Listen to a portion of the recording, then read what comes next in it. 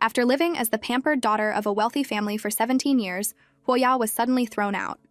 It turned out her adoptive parents had discovered a hospital mix-up from years ago. She wasn't their real child. When Huoya was kicked out of her home, he was the first one there. His name was Min Yu, and he was a secret rich kid. "What's the plan? I'm here for you." No comforting words, just his presence. When he heard she was going to find her biological parents, he drove her to the airport. Haoya thought they'd never see each other again, given how far apart they lived. Never see each other again? Huh. As the plane flew, her mind raced with plans. A year prior, Huoyao had been transported into this body. Her biological family was from humble beginnings. Not only were they broke and powerless, but they also had 4 slacker sons. She planned to use the special skill from her past life, pharmaceutical mastery, to help them escape poverty. Just as she got off the plane, her phone rang with an unknown number. When she answered, a clear voice on the other end said her name. "Yao Yao, I'm waiting for you at the arrival gate. It's your big brother, Huo Yangxi." Hoya was a little surprised. This feeling of being constantly cared for was nice. She hurried to the exit only to find it mobbed by celebrity fans. But even in the crowd, she recognized her brother at a glance. Perhaps it was the bond of blood. Her brother wasn't just handsome. He was dressed in a high-end custom suit that gave him an extraordinary air. He looked nothing like a freeloader from a poor family. He, in turn, was shocked when he saw his sister. The photo he'd seen showed a country girl, but the young woman before him was a graceful, stunning beauty. The domineering CEO was, for a moment, at a loss for words. "Sorry, big brother. I got held up by fans at the airport." This was Lu Xia, the real daughter of the Lu family. Seeing how close her brother was to Huo Yao, Lu Xia immediately snuggled into his arms to compete for attention. Her brother, oblivious to this manipulative act, simply made the introduction. "This is my biological sister, Yao Yao." Before he could introduce Lucia, camera flashes started going off in the crowd. Unsure what was happening, Huo Yao quickly said, "Let's go." "It's not a good place to talk." Lucia is on a girl group reality show. Those are her fans. This brief interaction was enough for the scheming Lucia to realize this girl from the countryside was not going to be simple. The mother was so nervous she clung tightly to her husband's arm. Finally, a luxury car pulled up and the parents rushed forward to greet her. But their adoptive daughter, Lucia, jumped out of the car first, running up to hug the mother intimately. She was trying to assert her dominance, thinking, "So what if their real daughter is back? I'm still the one they're closest to." She pushed Lucia away and said coolly, "Thank you for going out of your way to pick up Yao Yao. It's getting late. I'll have your brother take you home. Yao Yao, come inside, dinner is ready." Huo Yao, on the other hand, was stunned. The stark difference in her mother's attitude was like a bolt from the blue for Lu Xia, who stood there, utterly bewildered. Didn't they say my real parents were poor? Wasn't my mission to help them get rich? Has my idea of poverty become this limited? When she saw a priceless calligraphy scroll hanging in the living room, she began to question reality itself. She could only comfort herself. It must be a high-quality fake. Even if the Huo family has some money, they could never afford a real masterpiece like this. Just then, her father asked, "Yao Yao, do you like calligraphy too?" Before he could finish, her mother cut him off. All right. Stop showing off your dusty old scrolls. I want to take Yao Yao to see her room." Now it was the father's turn to be bewildered. "Are you serious? You're calling an antique scroll worth hundreds of millions dusty old junk?" Her mother led Huo Yao to a room. "This used to be your 4th brother's room, but now that you're back, it's yours. I had it completely redecorated." She pushed the door open, and Huo Yao froze again. "You've got to be kidding me. Is this the legendary Princess Pink room?" Her mother beamed with pride. "I hired a famous designer and paid a fortune for this." She then opened the wardrobe. "These are all new clothes for you. See if you like them. If not, I'll have them swap out the whole batch." Huo Yao's jaw nearly hit the floor. "A whole batch? Do you buy clothes by the batch?" She said slowly. "Mom, tell me the truth. Do we own a mine or something?" Suddenly, her mother pulled her into a hug, tears streaming down her face. "My sweet daughter, did you just call me Mom?" "You finally called me Mom. I'm so touched." The next day, after her morning run, Huo Yao came home to her mother rushing over. "You're back, sweetheart. Come sit and rest. By the way, Yao Yao, you got a package. I don't know what's in it, but it's pretty heavy. Your dad nearly threw his back out moving it inside." Huo Yao knew it was her pharmacy equipment. She walked over and casually hoisted it onto her shoulder to take upstairs. Her parents watched, stunned, as she carried it away with ease. "Honey," her mother said, "looks like you need to take that health supplement our daughter gave you. The medicine she gave me for my migraines worked wonders," her father said, feeling a little defensive. "It's not that I'm weak. That box was seriously heavy." At dinner, her eldest brother came home. It was the first time Huoyao had seen him since he picked her up from the airport. She wondered if he had accepted her as his sister. He spoke first. "I hear you're starting at number 1 high school?" "Yes, I register tomorrow," Huoyao replied. "I'll take you then," he said immediately. "Coincidentally, Xiaxia is also at number 1, and I promised I'd take her on the first day. You're not familiar with the school, so with Xiaxia there, you won't—" She put down her chopsticks. "No thanks. I can go by myself." With that, she went upstairs. Her brother could tell she was upset. "Is she angry because I'm taking Xiaxia too? Has she been like this all week? You can't spoil her." The moment he finished, his mother slammed her hand on the table and yelled, "Yao Yao has a wonderful temper! You brat, you better not be prejudiced against her." Her brother was shocked by his mother's sudden outburst and quickly admitted he was wrong. He didn't want to mess with his mom. After leaving the house, he called Lucia. He had assumed his father must have pulled strings to get Huoyao into number 1 high school and wanted Lucia to look after her. Lucia's sweet voice came through the phone. "Don't worry, big brother. I'll take good care of Yao Yao." Then she added a jab. "Don't stress about it. As long as she got in through the proper channels, it doesn't matter who helped her." Her brother sighed in relief after the call. Then he opened his phone and searched, "How to get along with a rebellious teenage sister." When her father learned she had been accepted into number 1 high school, he pulled out a black card. "Here, daughter, take this and buy whatever you want. There's no limit. We might not be rich, but your father won't let you suffer at school." Hyo Yao was stunned into another reality check by how down-to-earth her real parents were.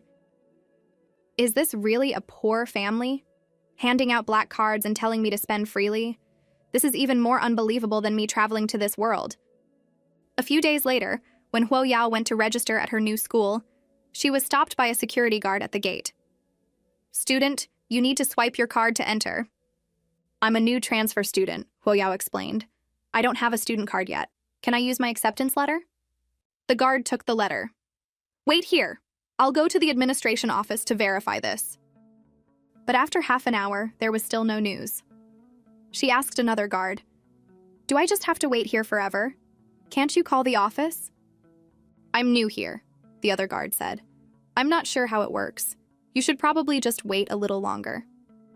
Huoya was speechless. As she waited anxiously, a white luxury car pulled up. The window rolled down, and it was Minyu. "Yao Yao, why aren't you going in?" he asked, telling her to get in the car. Huoya was shocked to see him. "What a coincidence. What are you doing at number 1 high? And you can drive straight onto campus. You're not a teacher, are you?" Minyu smiled. "Do I look like one?" Huoya stared at him with wide eyes. "No," she said slowly. "The school wouldn't dare hire a teacher as handsome as you. It would distract the students." After getting out of the car, Huoya remembered to thank him.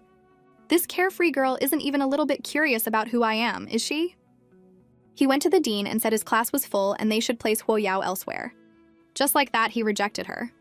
Because her own biological daughter, Lucia, was in the honors class, and because of her status, the teacher, Mr. Wei, believed her completely. The dean tried to reason with him, but Huoya spoke up. "If this teacher doesn't want me, I'll go to another class. It doesn't matter where I study." Huoya's arrogant attitude only confirmed Mr. Wei's belief that she was an undisciplined, underachieving student. The dean finally warned him, "Old Wei, you're the one who turned her down." "Don't you regret it?"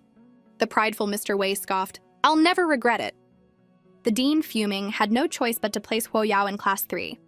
But the teacher of Class 3, Mrs. Chen, wondered why a top student with a perfect score would be rejected. Was there a problem with her?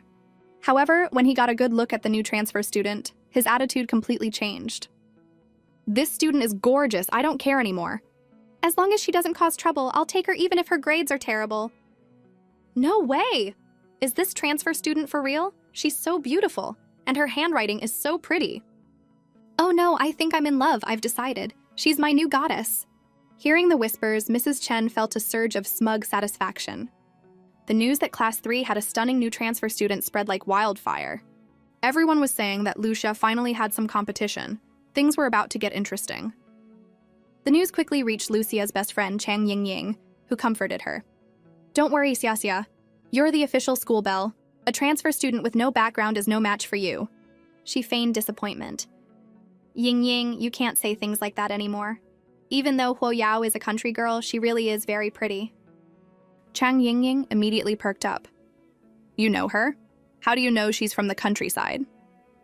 The schemer pretended to be surprised. Oh, I forgot to tell you. She's the girl my family adopted. This bombshell stunned Chang Yingying. So she's the fake heiress who stole your identity. Lucia acted panicked. Keep your voice down. Don't let this get out. After all, she's innocent in all this. The clueless Chang Yingying said, Xiaxia, you're too kind. She's the reason you had to live with a poor family for so many years. Huo Yao, just you wait until I find something on you. I'll make your life at this school a living nightmare. On her way home from school, Huo Yao's phone rang. As she was about to answer, she heard a voice. It's me, look up. She looked up and saw Min Yu. She said a bit awkwardly, what a coincidence. We meet again. Min Yu invited her to dinner, telling her, your grandmother asked me to look after you. Grandma, she asked anxiously, is she okay? Her spirits haven't been the same since you left, Min Yu said. You should visit her when you have time. He then asked, did you sort out that issue with the security guard this morning? My homeroom teacher told me today that the guard had a sudden stomach ache. Huo Yu replied, knowing full well it was someone's petty trick. The more she talked, the angrier she got. Min Yu gently patted her head to soothe her. Don't be so grumpy. It's not cute on a young girl. Huo Yao snapped, pushing his hand away. Get lost! She fumed. Min Yu just burst out laughing. She was just too cute when she was angry. Huo Yao had been called over by her grandmother. They hadn't seen each other in a while and missed each other dearly. As her grandmother cooked her favorite foods, Huo Yao chatted with her. I've missed your cooking so much, I'm going to eat 2 extra bowls today. Huo Yao thought to herself, Grandma's condition is worse than when I left. This must have something to do with the Liu family. Just then, the doorbell rang frantically. When she saw who it was, Huo Yao was surprised. It was her adoptive mother and her family. Seeing Huo Yao, the woman sneered, What are you doing here? In the living room, Lucia whined, Grandma, Mom bought you a set of jade jewelry. But her grandmother's attention was on Huo Yao. Seeing her being ignored, she felt a pang of guilt. If I had known they were coming, I wouldn't have asked Yao Yao over. Her adoptive mother pressed on. Why don't you try it on and see if you like it? I'm an old woman, her grandmother said calmly. I don't like wearing these things. She then smiled at Huo Yao. Yao Yao, why don't you take a look? If you like it, you can take it home for your mother. Her adoptive mother shot up, screaming, Mom, are you crazy? Do you have any idea how much this jade is worth? Seeing her daughter's reaction, her grandmother said innocently, Didn't you give it to me? It's my decision how I want to deal with it. Unable to argue with her own mother, she turned her anger on Huo Yao. You little brat. This was your plan all along, wasn't it? Taking advantage of an old woman's kindness to swindle money out of her. She continued smugly, If you want money, you can ask me directly. You don't have to pester an old woman. Huo Yao just found her pitiful. She seemed to be losing her mind more and more often. Seeing Huo Yao remain silent, the woman pressed on. Name your price. How much to leave my mother alone? 100,000? 200,000? Let's make it 300,000. That should be enough for your family to live on for a few years. At that, Huo Yao burst out laughing. Her adoptive mother was baffled. What are you laughing at? Huo Yao composed herself and said calmly, Only 300,000? Listening to you go on and on, I thought you were going to offer me 30 million. She continued, If I didn't even have 30 million, I'd be too embarrassed to say all that. It's just humiliating. The barrage of sarcasm and mockery nearly made her adoptive mother cough up blood. After that, she said her goodbyes to her grandmother and left. One day, on her way home, Huo Yao spotted 2 strange men at her doorstep. Black suits, black sunglasses, black leather shoes, and a black briefcase. They didn't look like good news. When she walked in, she found her mother looking through some documents. Seeing her daughter home unexpectedly, her mother looked nervous. She hastily gathered the papers and said guiltily, Yao Yao, you're back so soon? Weren't you going to your grandma's? Grandma had visitors, so I came back. Huo Yao replied thoughtfully. Her mother took the last document from her father's hand and finally relaxed. Oh, I see. You haven't eaten, have you? I'll go make you dinner. She then turned pointedly to her husband. Honey, take these things back to our room while I cook. Watching her father carry away the files, Huo Yao thought, What's so important? They're definitely hiding something from me. Pretending to help her mom wash vegetables, she asked casually, "Mom, we don't owe any money, do we?" Her mother was taken aback. "No, of course not. Why do you ask?" Hwoyao confessed, "I just saw some men in black suits outside. They looked really aggressive, like professional debt collectors." Her mother secretly breathed a sigh of relief. My worries were right. Those guys from the company looked too intimidating. If she found out they were our accountants, she'd think we were involved in something illegal. She tried to act calm. They were probably here for one of the neighbors who took out a loan. A loan? Hwoyao immediately understood. After a nerve-wracking time in the kitchen, her mother rushed to find her husband. "Honey, it's over. Our daughter definitely thinks we're in debt." The next day, while Hwoyao was chatting with a classmate, she received a notification from her mom, another 10,000 yuan transfer. "Didn't she just give me 10,000 for living expenses yesterday?" Just then, a message from her dad popped up. "Daughter, this is your allowance." She had no idea this was all part of her mother's plan. "From now on, I'll give Yaoyao 10,000 in allowance every day. That way she won't misunderstand us, right? And it will help us bond. It's a win-win." Her husband praised her. "You're so right, dear. You're a genius." Her deskmate Meng Ying stood with her hands on her hips, indignant. "As your deskmate, I know you better than anyone. You're a total bookworm who studies all day. How could you have gotten in through the back door?" Seeing her friend so worked up on her behalf, Hwoyao felt a warmth spread through her.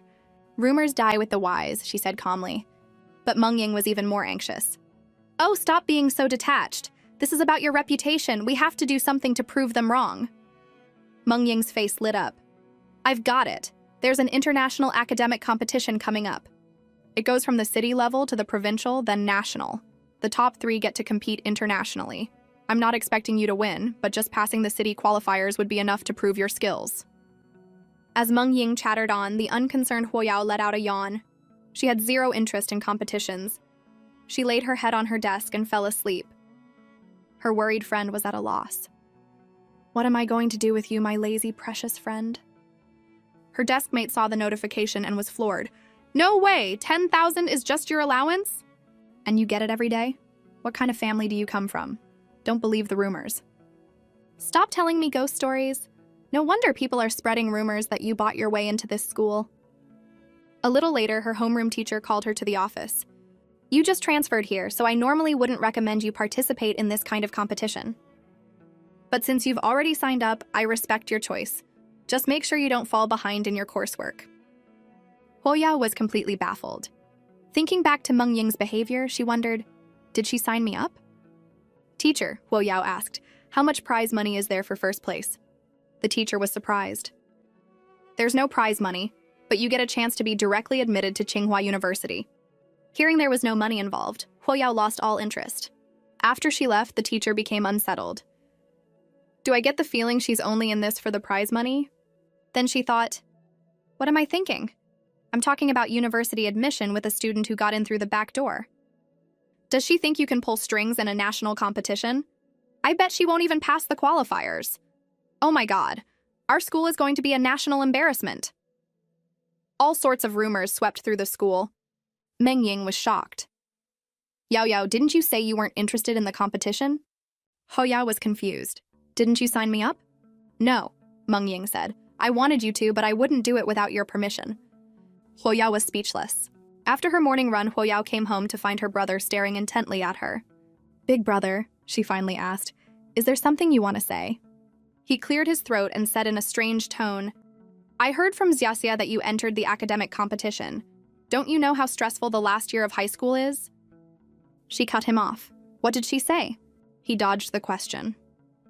"You're not like Xiaxia. She's competing for a guaranteed spot at Tsinghua University, but with your grades, there's no point in you participating." "So you're saying I'm not qualified to compete?" she said coldly. Her brother tried to backtrack. "That's not what I meant. I just think people shouldn't aim too high. They should focus on what's realistic." Getting more worked up, he suddenly realized he might have been too harsh. "Oh, well, let her be. It's just a competition. I'll hire a tutor for you," he said finally. "A friend of mine works at the Education and Culture Association." "Why is he so convinced my grades are bad enough to need tutoring?" She replied angrily, "Thanks, but I don't need it." He tried to explain, Do you have any idea how much it would help you to be tutored by someone from the association? Then he thought, she grew up in a small town. She probably has no idea what the association is. He turned to leave. Fine. Do whatever you want. You don't listen to anything I say anyway. Let's just pretend this conversation never happened. After he left, Huoyao sent a message to a mysterious contact. Is the Education and Culture Association a big deal? In a research institute in the capital, someone saw the message and wondered why this big shot was suddenly asking about the association. He immediately replied, the association is a talent incubator that recruits for major universities. He then added helpfully, do you have a child in school? My senior is a director there. I can connect you. Huoyao was confused. Did he misunderstand? Does he think I'm a mom? Another message came through. There's a big black market auction in the capital in a few days. Weren't you looking for a rare 7-leaf lotus? You could try your luck. I can give you my invitation. But when he saw Huoyao's reply, no thanks, I have school, no time, his world came crashing down. What, a student? Am I hallucinating? Isn't this big shot supposed to be an old man? Fine, I'll give them what they want. But the exam wasn't even halfway over, and she'd already finished all the questions. With nothing else to do, she fell asleep. Mr. Wei, who had been watching, thought to himself, she's so full of herself, she probably couldn't answer a single question. Finally, amidst the sound of her snoring, the exam ended. As students left, they complained to each other, this year's questions were so hard, especially the big questions on the back. There was a back? The next day, Huoyao was called to the dean's office. The atmosphere was tense. The bald vice principal said, you must have heard the rumors about you. You mean about getting in through the back door? Huoyao asked nervously. This incident has had a negative impact on the school, the vice principal said sternly. We have no choice but to expel you. The dean, hearing this, anxiously interjected, Huoyao did not get in through the back door. Mr. Wei immediately shot back, Dean, I received a complaint from a parent, and didn't you yourself say she was a relative of the principal? The dean was stunned. When did I say that? She suddenly remembered when Huoyao first arrived and Mr. Wei refused to let her in the honors class. She had tried to tell Mr. Wei that the principal had gone to great lengths to recruit her, but she was cut off mid-sentence. He never realized it had caused such a misunderstanding. Just then, Huoyao's parents burst in. Her father was expressionless, but her mother rushed forward. What happened to my daughter? She looked Huoyao up and down, asking nervously, Yao Yao, are you hurt? I'm fine, Huoyao replied warmly. The principal was a bit bewildered by the scene. We've asked you here to take your child home. Our school will not tolerate students who get in through the back door. Her mother flared up. Sir, you look like a smart man, but you're talking nonsense. What do you mean, back door? Her father then spoke up firmly. Sir, you seem to be in a position of authority, so you should have evidence to back up your claims. Otherwise, I have no problem notifying the media that your school is slandering and bullying students. They were so angry because they imagined their vulnerable daughter facing these teachers alone, feeling scared and helpless. They just wanted to stand up for her, regardless of who they were dealing with. The dean quickly tried to smooth things over. It's a misunderstanding, all a misunderstanding. The principal did specially recruit Huoyao, but Mr. Wei wouldn't give up. Dean, are you still trying to make excuses for the principal? If Huoyao really got in with a perfect score, why did she give up and sleep through yesterday's exam? At this point, the dean felt like a herd of wild horses was stampeding through his mind. Is this guy stubborn or just an idiot? She said angrily. Old Wei, just because you saw her sleeping, you assume her grades are bad? The exam was so difficult that even our top student, Yi Lianfan, couldn't have finished it that quickly, Mr. Wei retorted confidently. Let alone a transfer student from a small town. Huoyao calmly interjected, the results should be available now. Stop arguing and let the facts speak for themselves. Right, I'll check right now, the dean said excitedly. When the results appeared on the screen, the entire room fell silent. A perfect score, blowing every other contestant out of the water. It was the first time the siblings had met in 17 years. I came in a hurry and didn't have time to prepare a gift. I don't know what you like, so take this and buy yourself something. If it's not enough, ask me for more. The daily limit is 200,000. I'll transfer more tomorrow. Huoyao was left speechless by her brother's generosity. Is this a Huo family trait? Just throwing money at people? I never thought my eccentric fourth son would be so good to Yao Yao. She hurried them to the dinner table. When you're working out of town, you have to eat on time and take care of yourself, she reminded him. Hoshing, with his back to her, quietly agreed. Seeing him avoid her gaze, she stopped herself from saying more. Hoshang was a famous celebrity, a natural-born performer with incredible talent in music and dance. But an accident had caused nerve damage, leaving him unable to sing and dance on stage. After that, he fell into a state of self-pity, feeling like he was useless. He suffered in silence, and gradually he became afraid to go home and face his parents. Fortunately, his manager, Tong Yu, was always there to encourage him. Medicine is so advanced now, someone will be able to cure you. But Huoshang knew his condition all too well and saw no hope. When he learned that the sister he hadn't seen in 17 years was back, he forced himself to go home, enduring the pain and trying his best to act like nothing was wrong. That night, his mother told his father, "I have a strange feeling about our fourth son. Do you think he's hiding something from me?" "If you're worried," his father comforted her, "you can call his manager tomorrow and ask." "Okay," she replied. "Otherwise, I just can't shake this feeling." Meanwhile, Huoyao wasn't asleep either. She also sensed that something was off with her fourth brother. He was clearly no ordinary person, yet she had never heard anything about him. She went online to search for him, but there wasn't a single piece of news. That's not right. As a top-tier computer expert, she contacted a prophet in the online world. "Please look someone up for me." She got a sudden call from Min Yu. "Huoyao, something's happened!" "Your grandmother had a heart attack. Luckily, we got her to the hospital in time and she's out of danger." The doctor lectured Huoyao. "Don't you youngsters know that an old woman with a heart condition can't handle stress? Why did you let her get upset?" Watching her grandmother lying in the hospital bed, Huoyao was filled with worry. Even though she wasn't her biological grandmother, she was the kindest person in the world to her.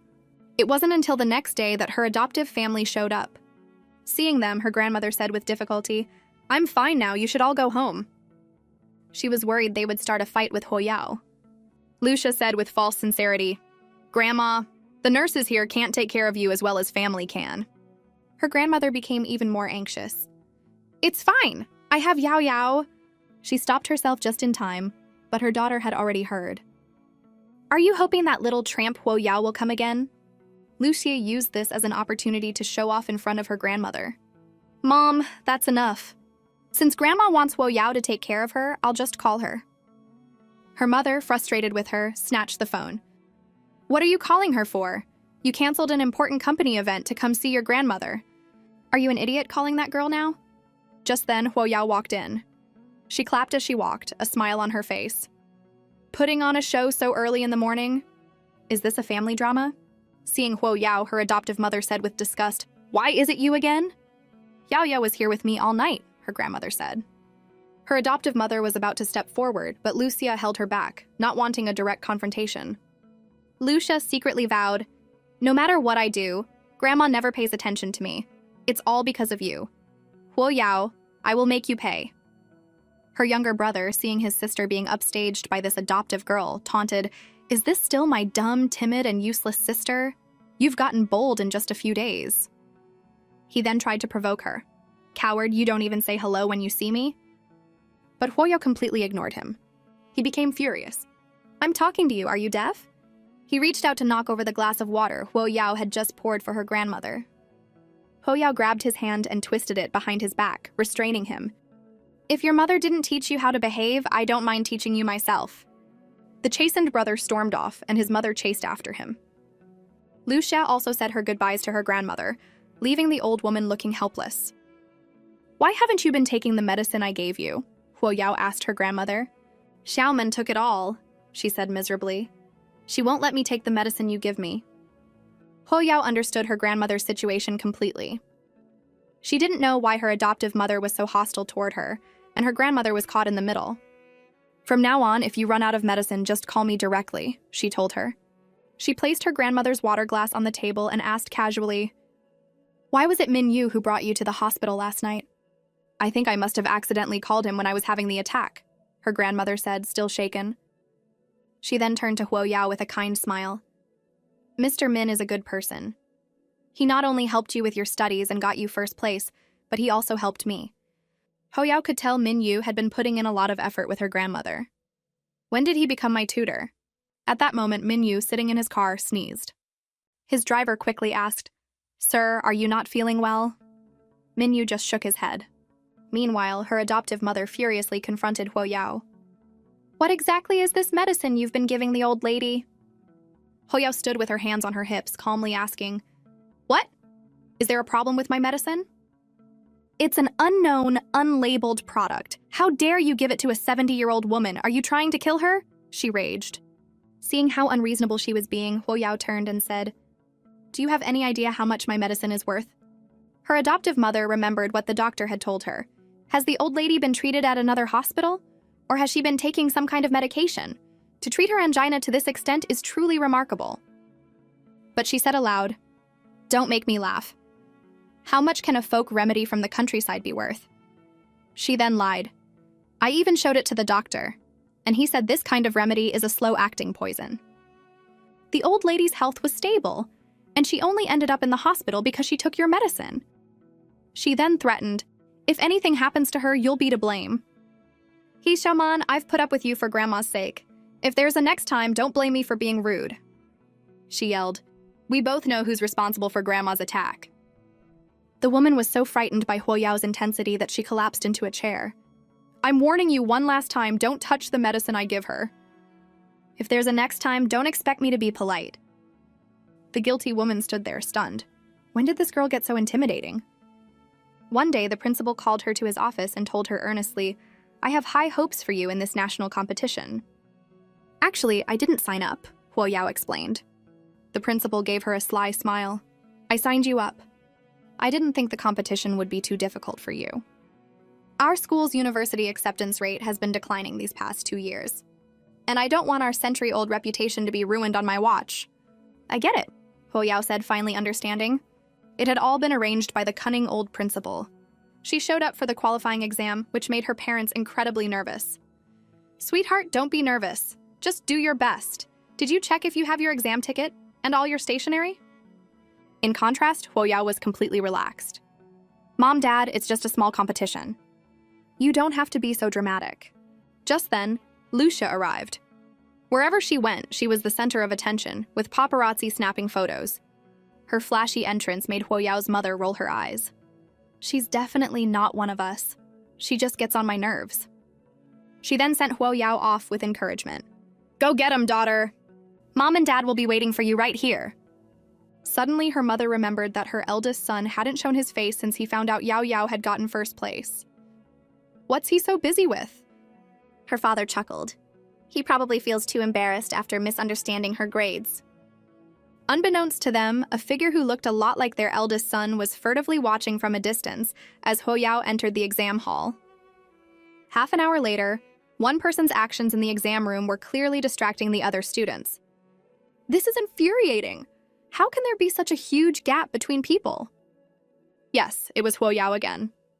While others were still less than halfway through, she turned in her paper early. Next was the live interview portion. She happened to draw the 3 most difficult questions, but she stunned the proctors by solving them in just 2 minutes. Her thought process was on another level. She was a genius. This is great. Our country might actually have a shot at winning the international competition this year. When Huoyao walked out of the exam hall, her parents asked nervously, Daughter, why are you out already? The questions were too easy, so I finished early, she said calmly. Her parents were a bit dumbfounded. Well, you must be tired from the exam, daughter. Let's go, we'll take you out for a big meal. When the siblings met for the first time in 17 years, all it took was Huoyao calling him second brother for Huo Tinggui to completely lose his composure. That sounds so nice. That might be the most beautiful sound in the world. Come on, little sis, say it again. While Huoyao was still confused, the entranced second brother suddenly remembered, Oh no, I came in such a hurry I didn't bring a gift for you. How about this? I'll send you a little something for now, and tomorrow I'll take you gift shopping. Huoyao was speechless. It's a family tradition, I guess. When in doubt, send money. On the way home, Lucia happened to see Huo Tinggui and called him. He answered curtly, What's up? Nothing much, Lucia said nervously. Just wanted to ask if you're back from your business trip. Not yet, he replied. Lots of cases at work. It might be a while. Lucia was incredibly disappointed. Oh, really? Well, let me know when you're back. I'll pick you up from the airport. Sure, he said flatly. I have to go. Talk later. Hanging up, Lucia was crushed. He's clearly back. Why did he lie to me? He got home wanting to chat with Huoyao, but he kept feeling dizzy. Huoyao noticed him constantly rubbing his head and asked with concern, "Second brother, are you not feeling well?" Huotingray took off his glasses. "It's nothing, just an occupational hazard. It happens when I overwork my brain." Huoyao went upstairs and came back with a bottle of pills. "These are for boosting your energy and vitality. They're guaranteed to work." Her brother took the bottle, and just the smell of the herbs made him feel better. He eagerly took one. After taking the pill, he felt like a new man. His sudden change shocked Huoyao. "Isn't he supposed to be a cool elite lawyer? Did I get the prescription wrong?" Their mother couldn't take it anymore. "Second son, what are you doing?" she scolded. Seeing his parents, he immediately straightened up and explained, "It's the medicine my little sister gave me. I feel so much better after taking it. It's amazing." "Even so, you can't be wriggling around like that," his father said sternly. "What will your sister think?" Their mother rushed to Huoyao's side. "Yao Yao," she said gently, "your second brother has always been like this. He acts all proper and serious, but he's actually a real goofball. You'll get used to it." "Little sis," her second brother asked suddenly, "where did you get such amazing medicine?" "I have a friend who studies medicine," Huoyao said, a little awkwardly. She couldn't very well say she was a master pharmacist. "Xia, do you know what your family's Huoyao scored on the city qualifiers this time?" Lucia's best friend said with a worried look. "Out of a perfect 210, she got 200. Lucia, who had been nonchalant, tensed up and snapped the lead in her pencil. 200? How is that possible? Something's not right." Meanwhile, her deskmate excitedly hugged Huoyao. "Oh my god, Big Money, you're amazing! 200 points! Are you a genius?" But Huoyao was a little annoyed. "That can't be right. I'm sure I got all the questions correct." Her deskmate didn't know what to say. As Huoyao was wondering what went wrong, the school's PA system crackled to life. "Huoyao, please report to the principal's office immediately." When she entered, the principal greeted her warmly. "Come, let me introduce you. These two are members of the Education and Culture Association. This is the City Association's Secretary General, Tian Ye, and this is an honorary member of the main association, Zhao Lian." "Hello," Huoyao said politely, though she was thinking, "What does the association have to do with me? Isn't that for the big shots in education?" After everyone was seated, the Secretary General said, "Huoyao, the problem-solving methods you used on this exam were different from what's taught in school. Did you have a special tutor?" Huoyao was stunned. "No," she said slowly. Then she asked, "Does this have anything to do with the 10 points I lost?" "What a sharp young lady," he praised. "Yes, your answers were completely correct, but your methods for the last 2 questions were beyond the curriculum, so points were deducted accordingly." Huoyao almost fainted when she heard the truth. Is there any justice in this world? I lose points for knowing too much? Honorary member Old Zhao comforted her. "The international competition doesn't care about the curriculum. Do you have the confidence for that?" The Secretary General was surprised. He couldn't believe this esteemed member was placing such high hopes on a newcomer. He was a biology professor at Tsinghua University and had a vast network of resources in the capital. "Old Zhao," she asked excitedly, "are there a lot of experts in the international competition? And will there be a lot of interesting questions?" Seeing her innocent enthusiasm, Old Zhao smiled with satisfaction. Of course. Huoyao felt like she had finally found a place where she could truly shine. She felt like she could take on the world again. But the happiest person in the room was the principal. It looked like this year's international competition was going to be exciting. If she won a major award, the school's reputation would soar. One day, the hospital director came to the room to ask about her grandmother's medication, just as her adoptive mother arrived. Seeing the director, she cried out anxiously, "What's wrong? Did you find another problem with my mother's health?" The director smiled. "No, we were just asking what kind of medicine the old lady has been taking." Before he could finish, she rounded on Huoyao, screaming, "Did you give my mother your folk remedies again?" "Didn't I warn you? Are you determined to kill my mother?" The doctor sighed. "Ma'am, you've misunderstood. Ms. Ho's medicine is perfectly fine. In fact, if it weren't for her medicine, your mother would be in the intensive care unit." Her face flushed as she asked, "Director, are you sure you're not mistaken? My adoptive daughter grew up in the countryside. She doesn't know anything. How could she get her hands on any good medicine?" The director's face hardened. Are you questioning the professional judgment of our doctors? Realizing her mistake, she quickly smiled apologetically. That's not what I meant. Ma'am, don't let your prejudice blind you, the director said before walking away. Watching him leave in a huff, she turned her anger on Huo Yao. You're happy now, aren't you? Making me lose face in front of the director. I told you before how valuable the medicine is, Huo Yao said, exasperated. But her adoptive mother took this as a taunt and stormed out. Her grandmother had seen everything. She gripped Huo Yao's hand and said guiltily, My child, you've been wronged. Grandma, I didn't take it to heart, Huo Yao comforted her. You don't need to feel bad. The more Huo Yao said this, the worse her grandmother felt. Yao Yao is too kind. She endures being misunderstood by Xiaoman just to spare my feelings. She's suffered too much. I think it's time for me to make a decision.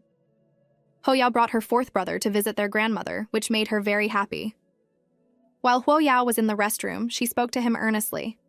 Yao Yao never had the love of her parents growing up. From now on, I'm entrusting her to you.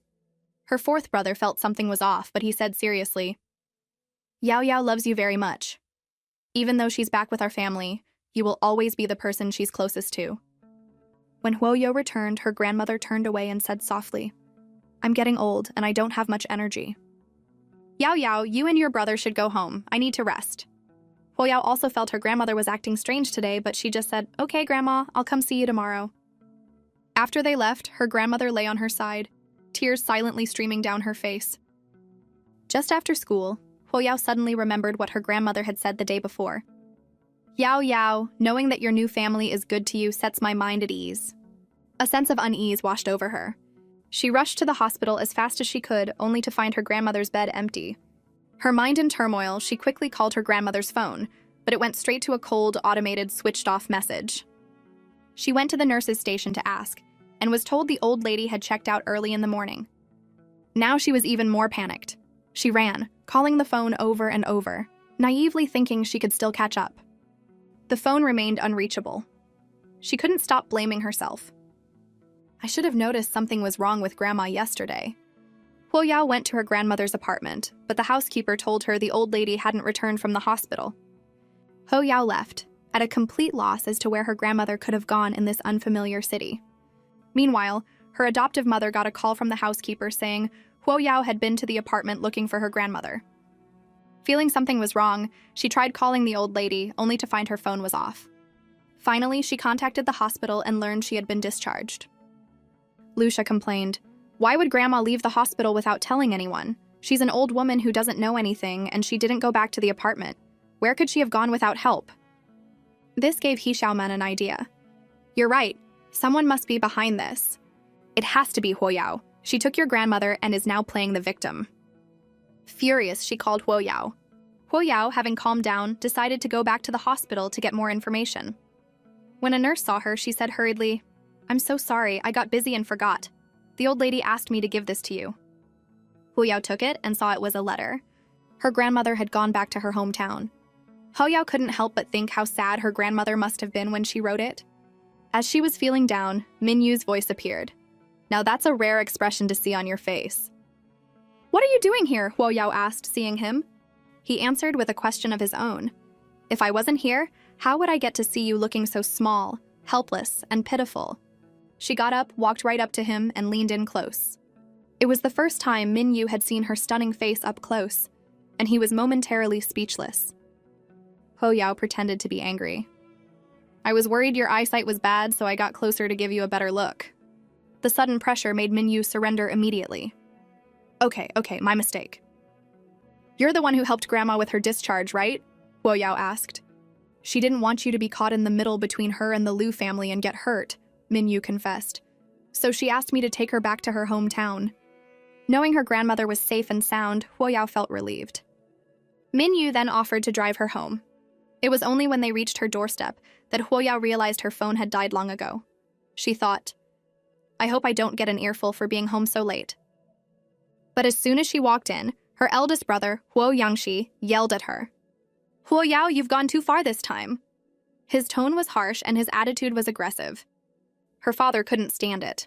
Calm down, he barked at his eldest son. He stood with his arms crossed and questioned Huo Yao. Where did you take Xiaxia's grandmother? How could you just take her away without telling anyone? I'm curious, she asked, puzzled. Who told you I took her? Was it Lucia? Her brother avoided her gaze and mumbled, she just made one phone call. Huoyao's anger flared, and she said with disappointment, just one phone call and you're convinced it was me? Well, I'm telling you now I didn't take her. Who are you going to believe? Seeing Huoyao's determined expression, her brother didn't know how to answer. Then why didn't you answer the Lu family's calls? Weren't you just making them suspicious? Huoyao was exasperated. I was busy looking for her. I didn't have time to waste talking to them. She took out her phone and said calmly, "See, it's dead." Her brother was at a loss. Her second brother stepped in. Big brother, her adoptive mother was never good to her. It's normal for her not to answer her calls. Her mother chimed in, "Your second brother is right. If it were me, I wouldn't just not answer. I would have blocked her number by now." As the family rallied around Huoyao, her eldest brother's phone rang. It was Lucia. Her sweet voice came through. "Big brother, we found Grandma. She went back to her hometown on her own." "I'm so sorry. My mom misunderstood Huoyao. It was my fault for calling you right away. I hope I didn't cause any trouble." Before her brother could react, Huoyao said with relief, "Well, that clears things up. If there's nothing else, I'm going upstairs." Her brother wanted to say something, but he was too embarrassed to speak. Seeing this, her second brother said to him, "We know you and Lucia have always been close, but let me remind you of one thing. Yao Yao is your real sister, the one you share blood with." He patted his brother's shoulder and walked away, disappointed. Their mother didn't forget to add her own jab. "You're too prejudiced against Yao Yao. You need to trust your sister more." He sat alone on the sofa, his mind replaying the events. He's right. I didn't even try to find out the truth. I just assumed my little sister was guilty. In the end, it all comes down to a lack of trust. At a high-end Western restaurant, her impeccably dressed brother arrived late. "I thought you weren't coming," she said excitedly. He didn't say anything. He just pulled out a chair, sat down, and looked at the menu. "Sorry, a client at the office held me up," he said, his face blank. "Big brother," she said sweetly. "Are you still mad at me about Grandma?" "It's my fault for being so anxious. I was just worried about her. I went to apologize to Yao Yao today, but it seemed like she didn't want to see me." He thought, if it were my little sister, she probably wouldn't even bother to defend herself. He said casually, "It's in the past. Yao Yao won't hold it against you. Let's just order." After dinner, he still politely drove her home. But he didn't leave right away. He leaned against the car, once again wrestling with his thoughts. "I always thought a brother should protect his sister. I never imagined I would doubt Xiaxia. But is the Xiaxia of today still that innocent, kind-hearted girl?" Luha returned home satisfied. But as soon as she walked in, her brother mocked her. Well, look who's back from her date." "Don't be ridiculous! That was the Huo family's big brother," Lucia said angrily. Her troublemaking brother continued. "That's strange. When you first came back to this family, you looked down on the Huos. Why are you treating them like treasure now? Are you some kind of master of disguise?" Lucia was so angry she couldn't speak, but she didn't dare do anything. Her parents doted on this little rascal. Her father calmly interjected, "That's enough, both of you. It's good to be grateful, but you should still keep your distance from some people so you don't lower your own status." Lucia could only reluctantly agree. Huoyao got first place in the entire school, but it only made her language teacher furious. She pointed at her score and with a calm rage roared, "Huoyao, give me a perfect explanation. Why did you get a perfect score in every other subject but only a 92 in language? The max score is 150. This isn't just a weak subject, you're doing this just to spite me. Now I'm the talk of the school. You have two choices, either bring up your grade or you're coming to my house for tutoring." Huoyao sighed, embarrassed, but couldn't explain. She just found language class really hard. Just after leaving school after her scolding, she was cornered by Lu Ziming. He had brought 3 friends with him. Just then, Lucia and her best friend happened to be walking by. Seeing Huoyao surrounded by students from another school, her friend gloated, "She just transferred and she's already in trouble with outsiders." "It's what she deserves." Lucia recognized her brother among them, but she said coolly, "I don't know, Huoyao. Let's go, it's none of our business." As the 4 boys were acting tough, Huoyao, who was already in a bad mood, snapped. She grabbed Lu Ziming by the ear and began to lecture him. "You're so young and you're already causing trouble. If your parents won't teach you, I will." Lu Ziming yelped in pain and called for his friends to help. But Huoyao just clenched her fist and gave them a look that made all three of them back down instantly. She then laid into Lu Ziming. So you like to skip class, and corner other students, and bully the weak. How does it feel to be beaten so badly you can't even fight back? Are you happy now? The thoroughly lectured Lu Ziming quickly begged for mercy. A little later, Lucia saw the dejected group walking down the road and had her driver call her brother over to the car. "What were you doing at number 1 high?" she asked, feigning surprise. "You saw me?" Lu Ziming said, shocked. "I'm warning you, don't you dare say a word about what happened today or I'll make you regret it." "Lu Ziming," Lucia said dismissively. "You're 15 years old. Can't you act a little more mature?" Hearing her lecture him, he scoffed. "Someone who has to cheat to get a good score on a competition is talking to me about maturity?" Lucia tensed and clutched her file folder.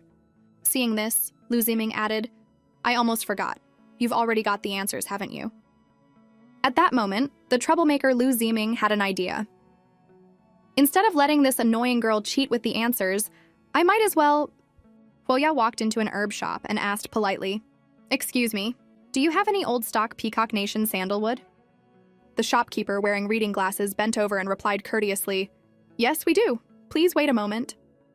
He then brought out the herb, holding it carefully in both hands. "Old stock sandalwood is hard to come by. This is all the classic new stock sandalwood I could get." Huoyao took it and examined it closely. The shopkeeper quickly explained with a smile, "Don't be fooled by the names. The medicinal effects are the same." Huoyao's lips curved into a smile. "The so-called new stock is grown outside of the Peacock Nation," she said seriously. "Sir, you're passing off sandalwood from other regions as old stock Peacock Nation sandalwood. The price difference is dozens of times higher. I'm going to report you to the Consumer Protection Agency." The owner immediately started backpedaling with a laugh. No, I was just joking with you. This is what you're looking for." This time, Huoyao reluctantly accepted. The shopkeeper was sweating, thinking, "This young girl is an expert. But threatening to report me to the consumer agency right off the bat? That's terrifying." He quickly waved her out of the shop. She had searched the entire market, but she was still missing several herbs. She pinned all her hopes on the last shop, the Imperial Apothecary. She knocked on the door, but the apprentice who answered tried to turn her away. "Sorry, we're closing up." "Do you have 100-year-old turtle shell, 5-flavor spirit, white frankincense, or dragon bone stone?" Huoyao asked directly. Hearing the names of these herbs, the apprentice knew this was a serious customer. Not only were these ingredients expensive and rare, but their usage was also very specific. Only someone with a deep understanding of medicine would buy them. He quickly invited her in. "We have everything except the 100-year-old turtle shell," he said with a smile. He packaged the herbs for her. "That will be 320,000 wen in total." Huoyao didn't bat an eye. "Can I pay by bank transfer?" The apprentice gave her the account number, and she transferred the money immediately. What surprised the apprentice wasn't that she had so much money, but that she had memorized the long account number after just one glance. Just then, a white-browed old man spoke. "Heng, didn't I tell you to close the shop? What are you daydreaming about?" "Master," the apprentice explained, "that customer just now had a very unusual prescription." Before he could continue, the old man cut him off. "We'll talk about it tomorrow. The guest inside is still waiting." "Young Master Yin, with your current condition, all I can do for now is have you slowly recuperate with medicine. There's nothing else I can do at the moment." Hearing the old man's words, his assistant said angrily, "That's not going to work. Can't you try something else?" "This book was passed down from my ancestors," the old man said helplessly. "I've studied it my whole life and still haven't figured it out. You can show it to the people at the Pharmacists Association. Maybe they'll have some luck." "A gentleman does not take what another holds dear," Minyu said calmly. "Since this is an heirloom of Elder Pei's, how could I borrow it?" "But your health," his assistant said anxiously. Minyu cut him off. "Didn't Elder Pei say it can be managed for now? That's good enough." Elder Pei then said thoughtfully, "If we could find a descendant of the legendary Shangguan clan, all of these problems could be solved. But that clan hasn't been seen in a very long time." The doting mother started to worry. "Honey, what are we going to do? This house is too small. Our daughter wants a spare room for her crafts, but we don't even have a dedicated space for her. I had to let her use our third son's room for now. I know he lives abroad, but it's not a long-term solution." "Why don't we move to the Jade Water Bay Villa?" he said calmly. "The neighborhood is nice, the house is bigger, and it's closer to her school. His wife's face lit up. That's right, I totally forgot about that villa. I'll call a designer tomorrow. Meanwhile, Huoyao had just entered her third brother's room and saw the certificates on his wall, the Knowles Prize in Medical and Biological Sciences, the Lasker Award. These were some of the most prestigious medical awards in the world. She had no idea her third brother, Huo Yulin, was a medical genius. It's a shame he's abroad, she thought with a sigh. Otherwise, we could have exchanged some ideas. Remembering what she came for, Huoyao rolled up her sleeves. Time to get to work. She carefully measured the ingredients, not a single bit too much or too little. She simmered them over a low flame, not a second too long. After a whole night of meticulous work, she finally finished just before dawn. She stretched, satisfied, and grumbled to herself, "If I wasn't repaying a favor, I would never have bothered with something so complicated." Without resting, she immediately contacted Min Yu. "Are you free tomorrow? I have something for you." The next day, they met at a tea house. As soon as she walked in, Huoyao smelled a familiar scent of sandalwood, the same one from the Imperial Apothecary. Min Yu was sitting at a tea table, and he said calmly, "You're here. Have a seat. Try this pre-Qingming Dragon Well tea." Huoyao lifted the cup, took a sniff, and then a small sip. "The aroma is rich and the taste is smooth and mellow. It's excellent tea," she praised. "I hear you're in the international competition," Min Yu said. "Did the old lady tell you that?" Huoyao asked, holding her teacup. He avoided the question. "As your tutor, I have to do my part." "Stop right there," Huoyao said quickly. "You don't need to do anything. Just keeping the old lady happy is enough." Min Yu smiled. "Of course." At that moment, his assistant, sitting nearby, choked on his tea. Huoyao was completely confused. The assistant was thinking, "Sir, are you still the same cool and detached young Master Min? She makes a request and you actually agree?" Huoyao took out the item she had made and placed it on the table. "By the way, this incense should help you. I noticed you weren't looking well before. Consider it a thank you for taking care of my grandmother." She then stood up. "The tea was great. Thanks for having me. If there's nothing else, I won't keep you." She turned to leave. "Wait," Min Yu said, standing up. He handed her a box of tea. "Take this. When you run out, just ask me for more." Huoyao didn't refuse. "Well, thank you then," she said a little hesitantly. The assistant started complaining to himself again. What a ripoff. She gives you one box of incense and you give her a limited edition box of tea. After Huoyao left, the assistant couldn't hold it in any longer. "Sir, I just don't get it. What's so great about her that you go to such lengths to take care of her?" "A year ago," Min Yu said thoughtfully, "she saved my life." The assistant was even more confused. "How could a young girl like her save you?" "That's what I still haven't figured out," Min Yu said, opening the gift box. A soothing fragrance wafted out, instantly refreshing him. This smells like sandalwood, but it's a little different." As the proprietor of the Imperial Apothecary, he was a big name in the world of Chinese medicine. He took one sniff and exclaimed, "This is true calming incense! The person who made this is an absolute genius." He took another deep sniff. "Brilliant. Simply brilliant. The herbs used in this incense are all specifically targeted for your condition. Ingredients like 5-flavor spirit and white frankincense are very potent. If you were to ingest them directly, your body wouldn't be able to handle it. But by grinding them into a powder and mixing them with sandalwood for external use, not only is it not harmful, but the medicinal properties are maximized. This was custom made for you by a master of herbal medicine. Young Master Yin, would it be possible to introduce me to this master?" "To be honest," Min Yu said a little awkwardly, "it was a gift from a friend. But I can assure you, she is not someone who understands medicine." At that moment, the apprentice remembered the young girl who had bought these exact herbs a few days ago, but he dismissed it as a coincidence. His assistant excitedly asked, "Elder Pei, does this mean my master's health can be cured with this incense?" Elder Pei shook his head. "While this incense is helpful, it's only for managing the condition, not a complete cure." He added, "However, this box of incense should last for at least half a year. During that time, I will do my best to find a permanent cure." Min Yu was relieved. He bowed to Elder Pei, thanked him, and left. On the way back, his assistant said curiously, "I wonder where Ms. Huo got such amazing incense." "Perhaps she knows someone," Min Yu guessed thoughtfully. "But to have a friend of this caliber, she can't be simple herself." He then teased, Do you still think it was a ripoff? The assistant's face turned red. He was thinking, not only was it not a ripoff, it was an absolute steal. This is way more valuable than the tea. He then said with a grin, Sir, I remember you still have that ultra-rare Da Hong Pao tea. Should I send some over to Ms. Huo? Minyu was speechless at his complete change in attitude. Meanwhile, Huo Yao was sitting in her classroom, pretending to be diligently studying her language materials, but was actually fighting off sleep. Suddenly, someone shouted, Go check the bulletin board! The test scores are up! A crowd quickly formed around the board.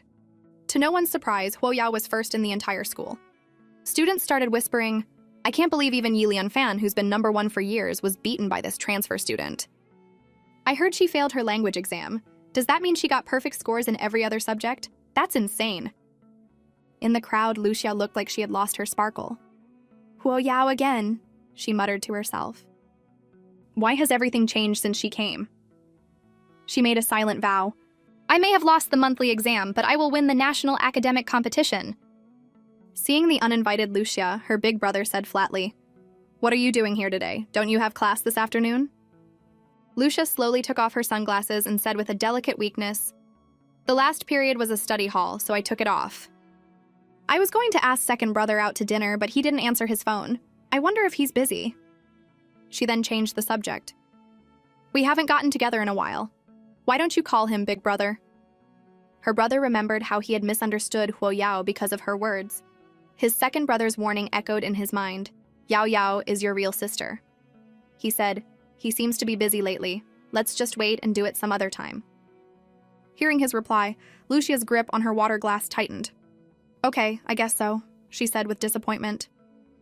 Then, with an innocent look, she added, I'm just a little worried. After what happened, Yao Yao won't even talk to me. And when I called second brother today, he didn't answer. I'm afraid he might have misunderstood me. You're overthinking it, her brother said sternly. Tingrui isn't someone who's easily swayed by gossip, and Yao Yao isn't the type to spread rumors. Lu Xia relaxed a little, but then he said, Make yourself at home, I have to get back to work. He then turned and left. Lu Xia was utterly disappointed. Why does it feel like everything is spinning out of my control? This feels awful. Meanwhile, his assistant told Huo Tingrui that he had a private call during the court hearing. He saw that it was from Lucia and was wondering what she wanted when his big brother, Huo Yangxi, called. Hey, what's up? I just finished in court and saw I missed a call from Lucia. I was about to call her back when you called. Tingrui? His big brother asked strangely. Has Yao Yao ever mentioned Xiaxia to you? No, why? Huo Tingrui replied. It's nothing, Huo Yangxi explained. Xiaxia came by to see me earlier. She wanted to ask you out to dinner, but I was busy, so she left. Okay, well, get back to your work then. After hanging up, he was completely confused. What was that call all about? On the other end, Huo Yangxi felt a sense of relief. He had been a little worried by what Lucia had said, but it seemed he had been overthinking it. He was right to trust his second brother and Huo Yao. While Minyu was contacting Huo Yao to confirm if it was the right one, his assistant had already placed the order. Just then, a message from Huo Yao came through. It's not! Minyu's face fell. He looked at his assistant. You placed the order, didn't you? Of course, the assistant said proudly. The boss needs it, so I took care of it. Minyu didn't even want to talk to him. Have someone send that box of Dahong Pao tea from the old man's collection. I need it the day after tomorrow. The assistant was shocked. You have several collector's editions of your own. Why are you going after the old master's prized tea? He's been saving that for decades. If he finds out, he'll flip. Then he won't find out, Minyu said firmly. If he's been saving it for decades, a few more decades won't hurt. The assistant's jaw dropped. Sir, you're on another level. I'll arrange for it right away. Minyu just grunted in acknowledgement, but his assistant couldn't shake the feeling that something was off. Meanwhile, Huo Yao called her second brother to invite him home for dinner, but he told her he had to go on an urgent business trip for a few days. She could tell from his tone that something was wrong. Did something happen? She asked with concern. It's nothing, little sis, don't worry, he reassured her. But he was rushing to the airport. His third brother's assistant was waiting for him at the arrival gate. Sorry to make you come all this way, he said politely. It's fine, Huo Tingrui said anxiously. How is Huo Xiang now? The assistant's face fell. He's not doing well, he stammered, his hands gripping the railing. He then took him to a manor where his third brother, Huo Yulin, who lived abroad, was waiting to greet him. "Second brother, I'm sorry," he said a little awkwardly. "I was busy and couldn't pick you up myself." His second brother rushed forward and hugged the brother he hadn't seen in so long. "I'm so happy to see you're doing well." Knowing this, his second brother got straight to the point. Is there really no way for Huoxiang's injury to heal? When it came to medical matters, Huo Yulin's confidence returned. It can definitely heal, but he won't be able to do any strenuous activities anymore. He has to leave the stage. The problem is he's not cooperating.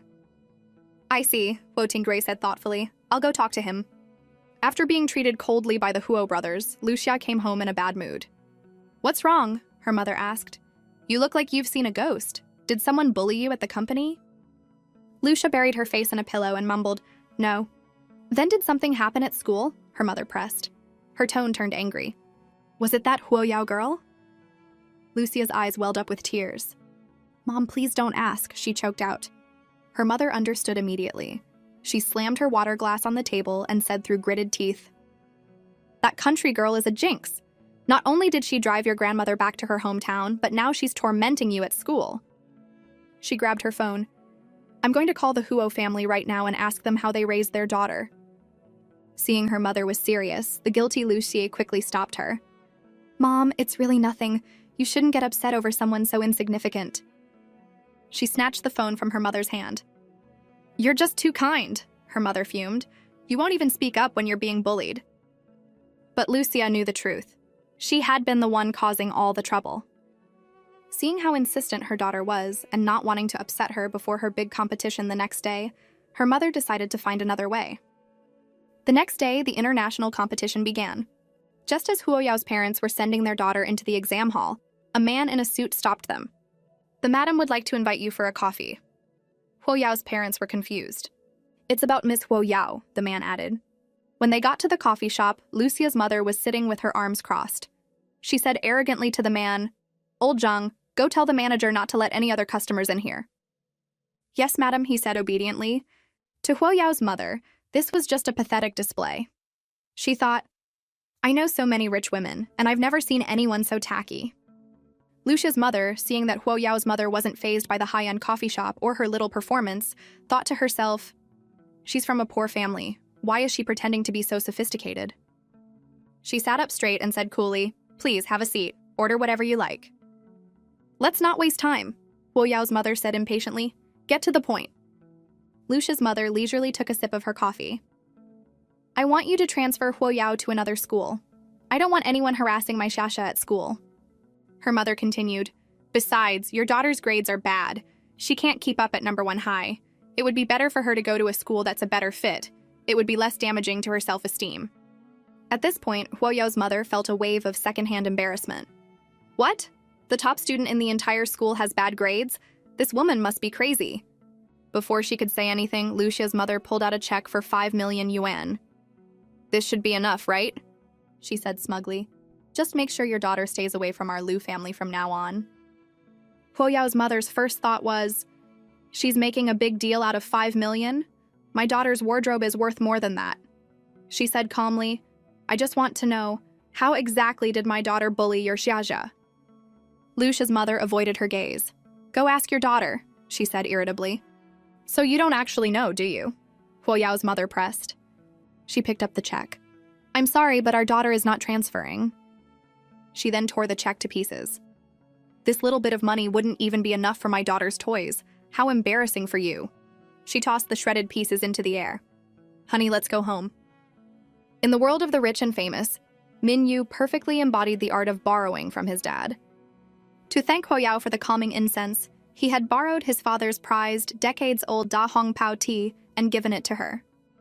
She, probably not knowing the value of the tea, accepted it and said shyly, "Thanks, you're looking much better." Min Yu looked at the tea with a hint of longing. "It's all thanks to your incense." At that moment, his clueless assistant chimed in. "Miss Huo, you must know that shop owner really well, right? He gave me a huge discount when I placed the order." Huo Yao was completely confused. "What shop owner?" she asked, looking at Min Yu. Min Yu stared straight ahead and awkwardly scratched his head, thinking, "This naive assistant is going to be the death of me. How could you possibly buy incense of this quality? I had to steal my father's tea to give her in return. Isn't it obvious? But the assistant, still oblivious, continued with a smile. The owner of the incense shop you told us about. Ho Yao immediately understood. She couldn't believe he had actually taken her seriously. So, how much did you buy? She asked. I bought out his entire stock, the assistant said proudly. The two people in the backseat exchanged an awkward glance, neither wanting to burst the assistant's bubble. Ho Yao just slowly said, "Oh." Fortunately, Minyu cleared his throat to break the tension. Ho Yao, what would you like for dinner tonight? My treat. Hearing this, Ho Yao's mood brightened. As long as it's a big meal, I'm not picky. So Minyu took her to a private kitchen called the herbalist's table. As they walked through the spacious hall, he explained, "This restaurant specializes in medicinal cuisine. The clientele is quite exclusive, so they don't accept walk-ins." Hearing medicinal cuisine, Ho Yao remarked, "There aren't many people who can make this kind of food anymore." Soon, a man in a traditional robe brought over a steamer basket. He took out the pastries inside and said politely to Minyu, "Young Master Min, when Old Yi heard you were coming, he insisted on personally cooking a new medicinal dish he's been developing. It will take some time, so please enjoy these appetizers first." Seeing the delicate pastries, Ho Yao commented casually, "Almond crisp pastries.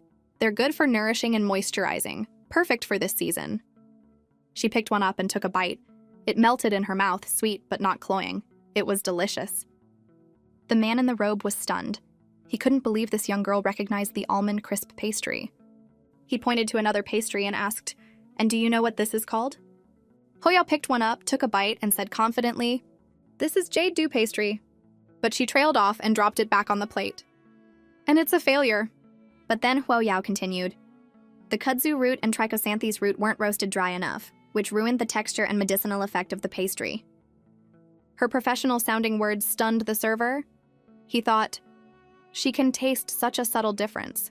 She must be an expert." He tried to smooth things over.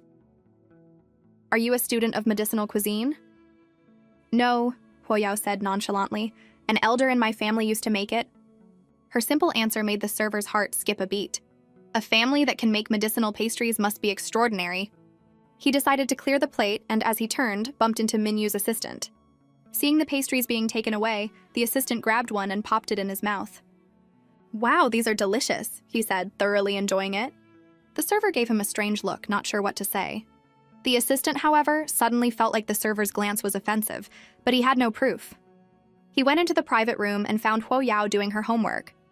"Miss Huo, your handwriting is beautiful," he said politely.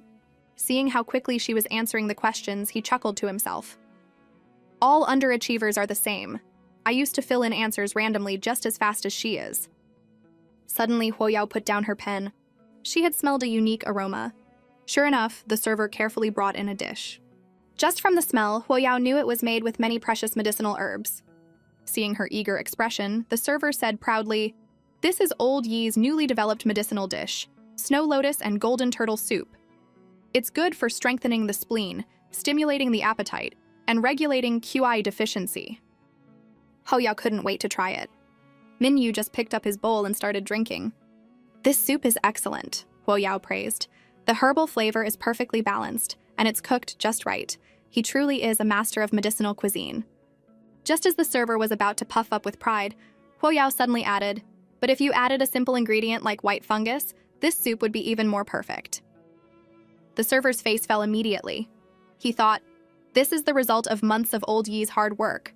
What does a young girl like you know? I thought you knew what you were talking about, but it seems you're just here to find fault." Just as he was about to argue, Old Yi himself appeared. "You were saying your family?" he said calmly. Ho Yao was surprised to see him. "White fungus is slightly cooling," she explained. "It would balance the warmth of the other herbs and the golden turtle." The art of combining medicinal ingredients is all about synergy. Even the most common ingredient can have its essence maximized if paired correctly. Old Yi kept repeating the word synergy to himself. The server, however, said, "You're just a young girl. What do you know about combining herbs? Old Yi has been studying this for years. You have no right to criticize him." "If an old, experienced doctor were saying this right now, would you think it made sense?" Ho Yao said, annoyed. "Knowledge of medicine is about skill, not age." The server was speechless. "You're just twisting words." At that moment, Minyu slammed his bowl on the table. "So being young means you don't have the right to speak?" he said angrily. The server finally realized he had been rash. Offending this young girl was one thing, but he couldn't afford to offend young Master Min. He reluctantly bowed and apologized. Old Yi's hand holding the spoon tightened. "I've studied medicinal principles for 60 years, he said, frustrated. "Only to be trapped in the mindset that only dishes made with precious herbs can be called medicinal cuisine. How foolish of me. I've been so foolish." He then turned to Huo Yao and bowed deeply. "Young lady, thank you for your enlightening words." The server's jaw dropped. Huo Yao was flattered and quickly tried to explain that it was just a casual remark, and she didn't deserve such a grand gesture. But in Old Yi's eyes, she wasn't a child, she was a master in the field of medicinal principles. The key was synergy, and just chasing after expensive ingredients was missing the point. He lamented how old and narrow-minded he had become. He looked at his apprentice, who was now ashamed of his earlier outburst. He couldn't believe that after all these years with him, he still couldn't tell the difference between right and wrong. The apprentice, however, still didn't get it. He thought his master was overreacting. Even if it was to save face for young Master Min, this was all a bit much. But following his master's orders, he reluctantly apologized. Huo Yao, of course, could see his reluctance, but she didn't press the issue. Old Yi, seeing this, was disappointed in his apprentice and sent him to bring the next course. He then said kindly, "My apprentice here is inexperienced. I apologize for the scene." He then made his intentions clear. He wanted to take Huo Yao on as his disciple.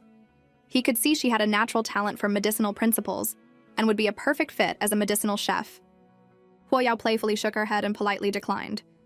The assistant looked on with envy. He told her that the Yi family was a century-old dynasty in the world of medicinal cuisine and that Old Yi had never taken on an official disciple before. He hoped she would cherish this opportunity. But Huo Yao just wanted to live a normal life, and using the excuse of not being interested, she declined again. Old Yi was a little disappointed, but he didn't push her. He said she could come to him any time if she changed her mind. Minyu quickly stepped in to smooth things over, thanking Old Yi on Huo Yao's behalf. This gesture only made Old Yi more certain that Huo Yao was no ordinary person. He had never seen young Master Min defend someone so fiercely. "Young Master Min, you're too kind," he said politely. "A friend of yours is a friend of our Yi family." He then left. As they were leaving, the server ran after them and gave her a card, saying Old Yi had specifically requested it. Minyu told her the card was very useful. "Does it get me a discount?" Huo Yao asked. You could put it that way, Minyu replied, a little awkwardly. The assistant looked at them with a hint of disdain. "That's a symbol of honored status, and you two are treating it like a discount card?" Back in the kitchen, the apprentice asked, "Master, why did you give such a precious token to a young girl?" "It's always good to make another friend," Old Yi replied sagely. How powerful can a 17 or 18-year-old girl be? His apprentice thought. Just because Huo Yao came home late from dinner with Min Yu, her parents had been waiting outside for who knows how long. When they finally saw her, they noticed she was dropped off in a luxury car. Her mother pretended to be casual as she bent down to get a better look inside, and sure enough, saw it was a boy. Huo Yao saw her mother's strange behavior and immediately understood. She thanked Min Yu and sent him on his way. Her parents watched the car drive off with regret. "He got away before we could figure out what was going on." "Why didn't you invite your friend up?" her mother probed. "It's too late," Huo Yao explained, knowing exactly what she was getting at. "I saw it was a boy," her mother pressed. "He was my old tutor. My grades weren't great back home, and he helped me a lot." She brightened up immediately. "You should have said so. There's nothing inconvenient about that. We should be thanking him properly." But her father, with his detective-like instincts, had noticed something. The car, though only worth a few million, had a special vanity plate with consecutive numbers, and a gold one at that. This tutor was no ordinary person. And why would a tutor from her old town be here? Back inside, Huo Yao gave her father the tea Min Yu had given her. He took it, beaming with joy, and praised his sweet daughter for being so thoughtful. He then looked at the tea in his hands, and his eyes widened in shock. "No way! This is premium Da Hong Pao tea." Seeing her father's incredulous expression, Huo Yao asked what was wrong. His smile froze. "Yao Yao, where did you buy this tea?" "A friend gave it to me," she explained. "Was it your tutor?" he asked warily. "Yes," Huo Yao said, confused. "He gave me the Dragon Well tea last time, too." But daughter, her father pressed, he's just your tutor. Why would he give you such expensive tea? You know, you can't even buy this premium dahong pao with money. It's a collector's item. Huoyao was a little embarrassed. She had no idea the tea was so valuable. But then again, her calming incense was also priceless. She decided to play dumb. I gave him a handmade sandalwood incense before. Maybe he thought it was really good. Her father heard this flimsy excuse and was even more convinced of his suspicions. My naive daughter, even the best sandalwood incense can't compare to the price of this tea. That tutor definitely has ulterior motives. After just 2 days abroad, he demanded to see his sister the moment he got back. So Huoyao went to the airport to pick him up. When he saw her, he rushed over, excitedly patting her head, feeling bad that she had to wait for him. But Huoyao dodged him and greeted her fourth brother and his assistant behind him. The assistant was thrilled that Huoyao knew him name. Her fourth brother, though wearing a mask, couldn't hide his exhaustion. He was surprised his sister had come to the airport. Her second brother, seeing this, threw an arm around Huoyao and said a little awkwardly, all right, let's go. It's crowded here, we can talk at home." He was clearly miffed that she had greeted the assistant instead of him. At the parking lot, he had planned to sit with Huoyao, but he found his fourth brother had already claimed the spot next to her. "I let my guard down again," he grumbled. He reluctantly sat in the passenger seat, muttering to himself, "That fourth brother is such a schemer." After getting in the car, her fourth brother took off his mask. He wanted to talk to Huoyao, but he didn't know what she was interested in. Just then, Huoyao looked at him and noticed how pale he was, with dark circles under his eyes and a red spot on his forehead, and a bandage on his hand from an IV. "Fourth brother, are you sick?" she asked with concern. He didn't know how to explain. Fortunately, her second brother stepped in. "He's just tired from the flight." Huoyao was skeptical, but just told him to rest well when he got home. He didn't explain further, just said, "Okay, I will." But he knew in his heart that no amount of rest would help him recover. When they got home, their fourth brother was about to grab his own luggage, but Huoyao grabbed his wrist. He was confused, but she just widened her eyes and said awkwardly, "Sorry, wrong one." She then grabbed the suitcase and started walking. "Thanks, little sis," he mumbled, following behind, "but I can get it myself." Her second brother, who had been completely ignored, was now a wreck. He felt a chill run down his spine, a sense of loneliness washing over him as he repeatedly asked himself, "Am I even their real brother?" Back home, their parents were waiting. Their mother saw how much thinner her fourth son was and how exhausted he looked. She fretted that he wasn't taking care of himself. He, not wanting to worry her, said it was just from the flight. But he couldn't fool Huoyao. She had grabbed his wrist earlier to check his pulse. She already knew he had suffered a physical trauma, but that wasn't the main issue. There was something else wrong with his pulse. Anxious, she went straight to her room. She logged into a secret pharmacy chat group and asked, "Has anyone sold any Wu Yu recently?" She suspected her fourth brother had been poisoned with it. What kind of person would develop such a poison? It was harmless to ordinary people, but was only triggered in those who had suffered nerve damage. Once activated, the toxin would spread like a vine, rapidly attacking the body's neurons. In the early stages, the victim would experience intermittent manic episodes, and a dark shadow would appear on their temples. In the later stages, they would lose weight rapidly and develop strange red patches on their skin. All of these symptoms were present in her fourth brother. Who could hate him so much? This person wanted to completely destroy him. The next day, Huoyao came downstairs and saw her fourth brother happily greeting him. He smiled back, but she could clearly see he wasn't well. She handed him a bottle of pills. He was confused, but their father jumped in. "The ultimate revitalization pill. It's a welcome gift from your sister. Every one of us got one. And let me tell you, it works wonders. See for yourself." Their father, feeling strong, excitedly started showing off his moves, but accidentally knocked over an antique from the mahogany cabinet. "Oh no!" he cried, his heart breaking. "My one-of-kind blue and white porcelain vase. That was used by the Qin Emperor's great-grandmother." Huozhang looked at the medicine in his hand with a frown. "Even if it is a miracle drug, my injury is in my spine. What good will this do me?" Huoyao seemed to sense his doubt. She cleared her throat and said playfully, "Don't worry. Your bottle is different from Dad's. It's a jade clarity pill. It's great for clearing out toxins and repairing physical damage." Her fourth brother just subconsciously said, "Oh." But their father, who was still mourning his vase, was shocked. He thought, Toxins? Repairing physical damage? What is she talking about? She sounds like a salesperson for health supplements. Her fourth brother was also surprised. How does my little sister know I'm injured? Ho Yao didn't explain. Fourth brother, trust me, she said happily. You have to take this. 1 pill every 3 days. Don't forget. He clutched the bottle tightly, his heart growing heavier. Okay, little sis, I will. But he knew his sister was just being kind. With his condition, no medicine could cure him. To make sure Huo Yao had some status at school, he decided she could no longer take the bus. He mysteriously led her to the garage.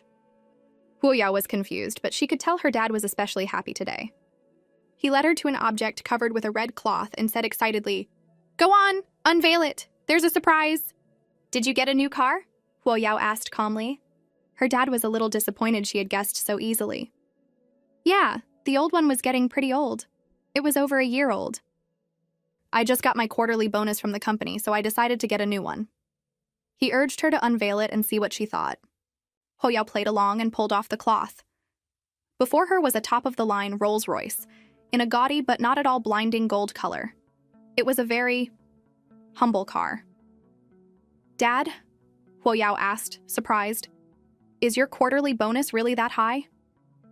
Her dad started to panic. I can't tell her this car is over 10 million. What if I scare her? He smiled and said, It was okay. This car might look luxurious, but it wasn't that expensive. Only about 1 million or so. Huo Yao looked at the golden hood ornament and thought, a top-of-the-line Rolls-Royce for 1 million? This old man has some nerve. Seeing her disbelieving expression, her dad got nervous. Oh, we're going to be late. Get in, I'll drive you to school. However, when they got near the school, Huo Yao asked him to stop. I can take you all the way to the gate, her dad said, disappointed. No, Dad, really, it's fine. You can go back now, Huo Yao insisted. After getting out, Huo Yao breathed a sigh of relief. What a joke. Driving up to the school gate in such a flashy car, I'd be stared at like a monkey. Her dad reluctantly said goodbye. As luck would have it, Lucia's private car was just passing by. The driver, seeing the Rolls-Royce, remarked, That family must be someone important. But when Lucia saw Huo Yao walking, she immediately had the driver stop. She called out to her and said, for no apparent reason, While the competition results are still out, you should just withdraw. She then drove off. Huo Yao was confused. Who do you think you are? She retorted, leaving Lucia speechless. She leaned in close and said with a smirk, Don't you have anything better to do than try to get my attention? I have zero interest in you. She then turned and walked away, leaving Lucia fuming. Just as she got to her classroom, the English teacher rushed over and called her away. Huo Yao was nervous. The last time she was called to the office, it was because she had failed her language exam. Had she offended the English teacher now? That couldn't be right. She always got a perfect score on his exams. The English teacher saw her worry and smiled. Don't be nervous. I have good news for you. The education department is organizing an English-speaking competition. The school only has 5 spots, and since you have the best English grades in our class, I wanted to recommend you. Teacher, she said quickly, my grades might be good, but my spoken English is terrible. That can't be right, the teacher said, surprised. How could your spoken English be bad? The principal himself recommended you. Huo Yao exploded internally. It's that old trickster again. He's trying to set me up. Now on high alert, Huo Yao insisted, Teacher, my spoken English is really bad. If I mess up, the principal will expel me. I can't bear to leave you and my classmates. Unbeknownst to her, the prim and proper principal was eavesdropping at the door. Hearing what she said about him, he started to doubt himself. Am I really that unreasonable? He walked in and asked sternly, Why don't you want to participate? My spoken English is too poor, Huo Yao explained. Oh, is that so? The principal said nonchalantly. I was going to mention that there's a 100,000 yen prize for this competition. Would that interest you? Since you're not interested, I guess. Before he could finish, Huo Yao's confidence returned in a flash. Teacher, actually, I think my spoken English is fine after all. Let's sign me up. The money doesn't matter. I'm just in it for the experience. Even though Huo Yao had walked right into his trap, she was grumbling to herself. This old trickster is so devious. He knows exactly how to manipulate people. Then it's settled, the principal said, and walked away with his hands behind his back. The English teacher stood there, stunned, a feeling that something wasn't quite right. Someone leaked the news of his injury. If it was confirmed, the higher-ups at the company would definitely turn on him. The proud Hwo-sang couldn't accept his new reality and fell into a state of despair. "You just can't dance," Tong Yu insisted. "You can still sing. We still have a chance." At a time like this, can't you just swallow your pride? Are you really going to let another artist take your place? Just then, there was a frantic knock on the door. "Let me handle the company," Tong Yu told him. "Don't say a word." When he opened the door, he found his nemesis, Jin Shu. "What are you doing here?" Tong Yu said irritably. Jin Shu walked straight into the room. "Close the door," he said arrogantly. Tong Yu sensed something was up. Sure enough, Jin Shu sat down and said with a sneer, "What a shame, such a promising career about to be ruined. You two don't seem very worried, though." "If you have something to say, just say it," Tong Yu said, annoyed. "Stop with the act." Jin Shu's face twisted into a smug grin. "Everyone knows by now that Hwo-xiang is injured and can't perform on stage anymore. I just came by to show my concern." "Why are you so worked up, Tong Yu?" Tong Yu knew exactly what was going on. Jin Shu had always been resentful of being in his shadow. Now that Hwo-xiang was in trouble, he was here to kick him while he was down. "My xiang is just too popular," Tong Yu said, crossing his arms nonchalantly. "Jealousy makes people ugly. They'll start all sorts of rumors." Jin Shu stood up, angered. "You don't have to pretend, Tong Yu. We all know whether Hwo-xiang is injured or not." His tone changed. "For old time's sake, I can help you cover this up. I'll even take care of all the rumors at the company." Tong Yu remained silent. Jin Shu continued slowly. "As long as Hwo-xiang gives up his position as the band's leader." "In your dreams!" Tong Yu exploded. But Jin Shu didn't get angry. "Your artist is already a lost cause. It's better to step down gracefully than to be kicked out by the company. At least you'll save some face." He stood up to leave. "Think about it. Let me know when you've made up your mind. This offer won't last forever." Tong Yu was furious. That backstabbing dog, how dare he make such a demand? They were once the hottest duo in the boy band, vowing to conquer the world together. But when his partner Xiangnan found out about Hwo-xiang's secret illness, he didn't show any concern. Instead, he saw an opportunity. He tried to use it as leverage to force Hwo-xiang to give up his position as the band's leader. His manager, Tong Yu, was now pinning his hopes on the profound art of traditional Chinese medicine. He would try anything, no matter how slim the chance. For now, all he could do was tell Hwo-xiang to rest and let him handle the company. Hwo-xiang looked at Tong Yu, perhaps the only person at the company who was genuinely trying to help him. "Tongge, thank you," he said from the heart. As he turned to leave, Tong Yu's eyes were drawn to a delicate bottle in his hand. "What's that? It's pretty." Hwo-xiang's face lit up with pride. "It's a welcome gift from my little sister. It's not just pretty. Inside is a jade clarity pill. She said it's for detoxing and repairing physical damage. See? My sister really cares about me." Tong Yu took the bottle and poured out a pill. It looked like a traditional Chinese medicine. "Here, let me take this. I'll have a doctor check if it's safe for you to take." He couldn't help but think how unique his sister was. Even her gifts were one of kind. Tong Yu then said with interest, "Hey, ask our sister if she's interested in a career in entertainment." With a face like that. Before he could finish, Hwo-xiang cut him off. "My sister's not interested," he said sternly, thinking, "Thanks, but no thanks. Who's this our sister? I thought we were best friends, and here you are, eyeing my sister?" He slammed the door and left. Tong Yu was left standing there, confused. "If she's not interested, she's not interested. Why are you so mad at me?" At dusk, on her way home from school, Hwo-yao saw someone squatting at her doorstep. As she got closer, she realized it was her fourth brother. "Fourth brother?" she asked, confused. "Why aren't you going inside?" "They changed the locks," he said awkwardly. "I don't have the new key, and the housekeeper doesn't seem to be home." He then grumbled, "I called Dad earlier to say I was moving back in, and he just told me the house was too small for all of us and hung up. And now the locks are changed." He was completely baffled. The house was over 8,000 square feet. It was a villa. Something felt off.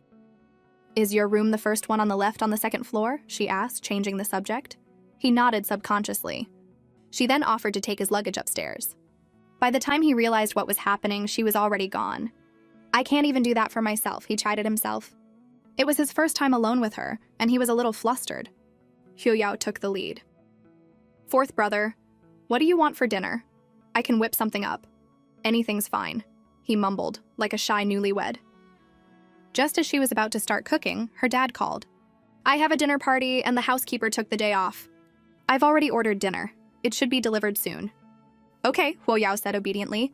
Be careful at home by yourself, her dad added, still worried. Don't open the door for anyone. Don't worry, she told him. Fourth brother is here with me. Suddenly, she heard on the other end, What? He's still there? Tell him to… Huoyao quickly cut him off. Dad, you're on speaker. Huoxiang was stunned. He was an innocent bystander caught in the crossfire. Dad, are you… he started to ask. But the voice on the other end said, Hello? What did you say? The signal is bad here. I have to go. Huoxiang was still trying to process what had just happened. How can Dad do this without feeling a single ounce of guilt? Just as Huoyao was trying to figure out how to comfort him, the doorbell rang. That must be the food, she said with relief. I'll get it.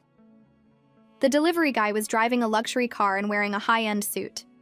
Even the packaging was a wooden box. After respectfully handing the dinner to Huoyao, he breathed a sigh of relief. The boss said to be low-key and not to scare the young miss. Huoyao, holding the slightly heavy wooden box, was a little taken aback. Has food delivery gotten this fancy? Fortunately, it was just a simple meal of 8 dishes and a soup. After dinner, Huoyao went to do the dishes, but her fourth brother stopped her. A girl's hands are for taking care of, he said seriously. Let me do it. Huoyao went to prepare some fruit. A few seconds later, she heard a crash. Yes, as expected, her fourth brother had broken a plate. He was so over the top that even doing a simple chore resulted in an injury. In other words, he was completely useless when it came to housework.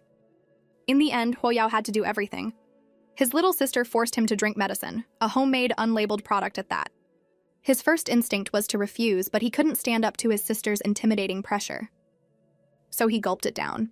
Seeing her brother being so obedient, Huoyao patiently instructed him, If you want to get better quickly, you have to take my medicine on time. What puzzled him even more was that only his second and third brothers knew about his injury, not even his eldest. How did his little sister know? Meanwhile, his assistant took the pill he had gotten from Huoxiang to a national-level traditional Chinese medicine doctor. After examining it, Elder Pei said in disbelief, This Jade Clarity pill is rated S+ by the Pharmacists Association. Very few pharmacists can make it. It's a truly priceless and rare medicine. The person who had introduced them was also shocked. Even a grade medicine from the association was something ordinary people couldn't get their hands on. Grade ancient formulas were rare, let alone an S+ grade. It was unimaginable. The assistant was confused but understood that it was very valuable. 1,000 of you wouldn't be worth as much as this one pill. He then asked where he got it. Ah! The assistant exclaimed, shocked. He explained, A friend of mine has a spinal nerve injury. His little sister gave him this medicine. Since it didn't have any packaging or instructions, we were a little worried, so I brought it to you. This medicine is perfect for his condition, Elder Pei explained thoughtfully. It not only suppresses toxins, but also repairs nerve damage. However, I would still recommend your friend get a thorough checkup. Some chronic toxins don't show up in initial tests. The assistant understood what he was implying and bowed, asking Elder Pei to see Huoxiang. He said he would pay any price. I have no problem seeing him, Elder Pei said. But I have one small request.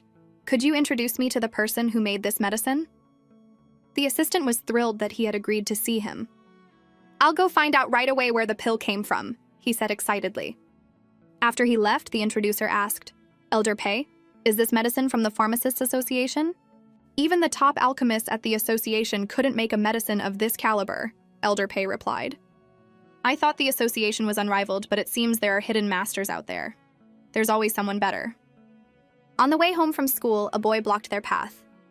He stood with his arms crossed, staring them down.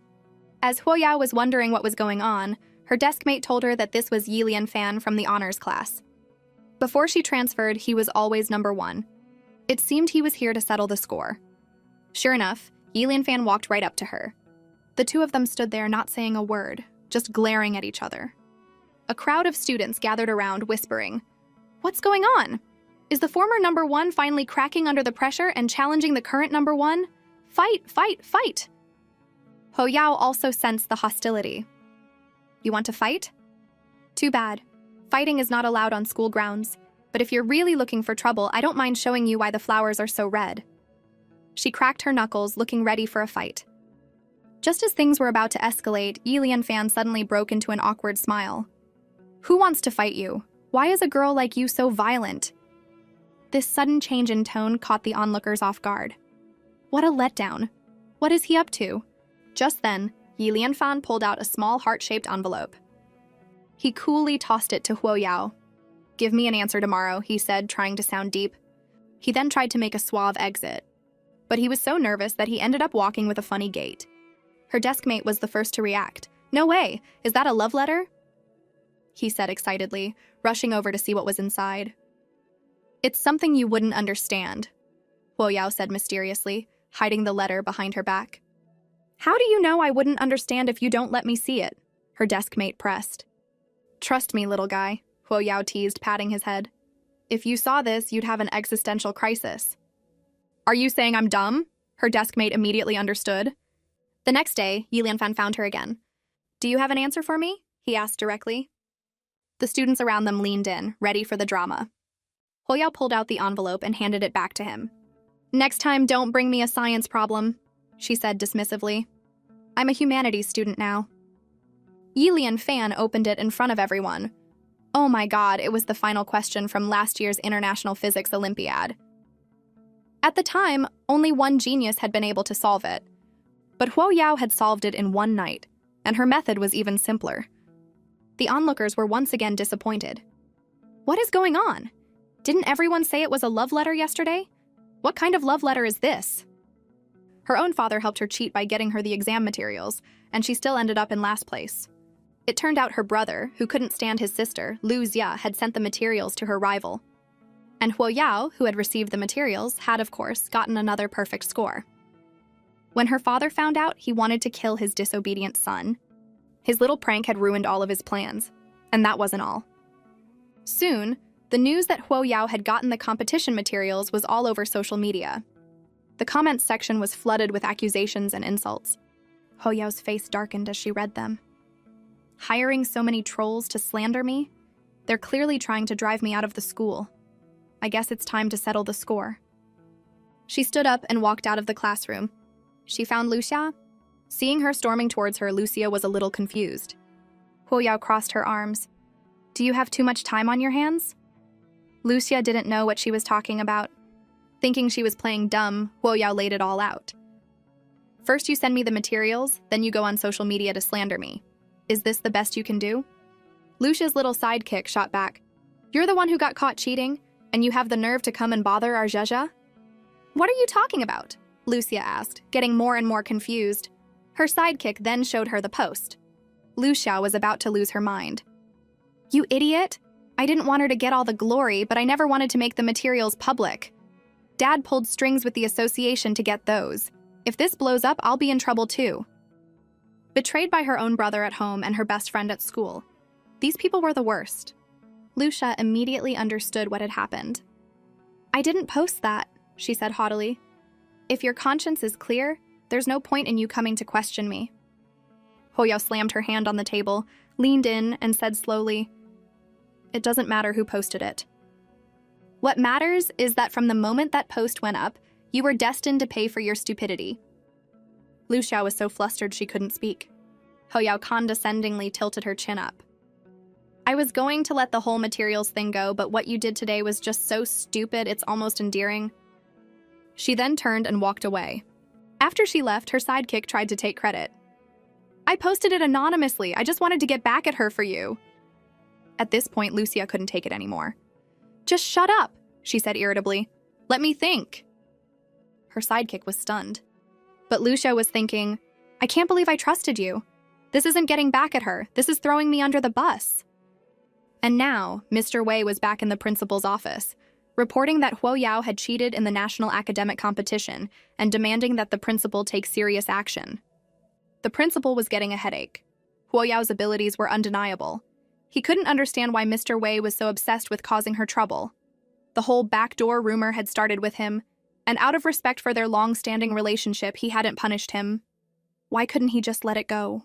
Seeing how determined he was, the principal decided they needed to deal with this head-on. Are you absolutely certain that Huo Yao has a character problem? He asked sternly.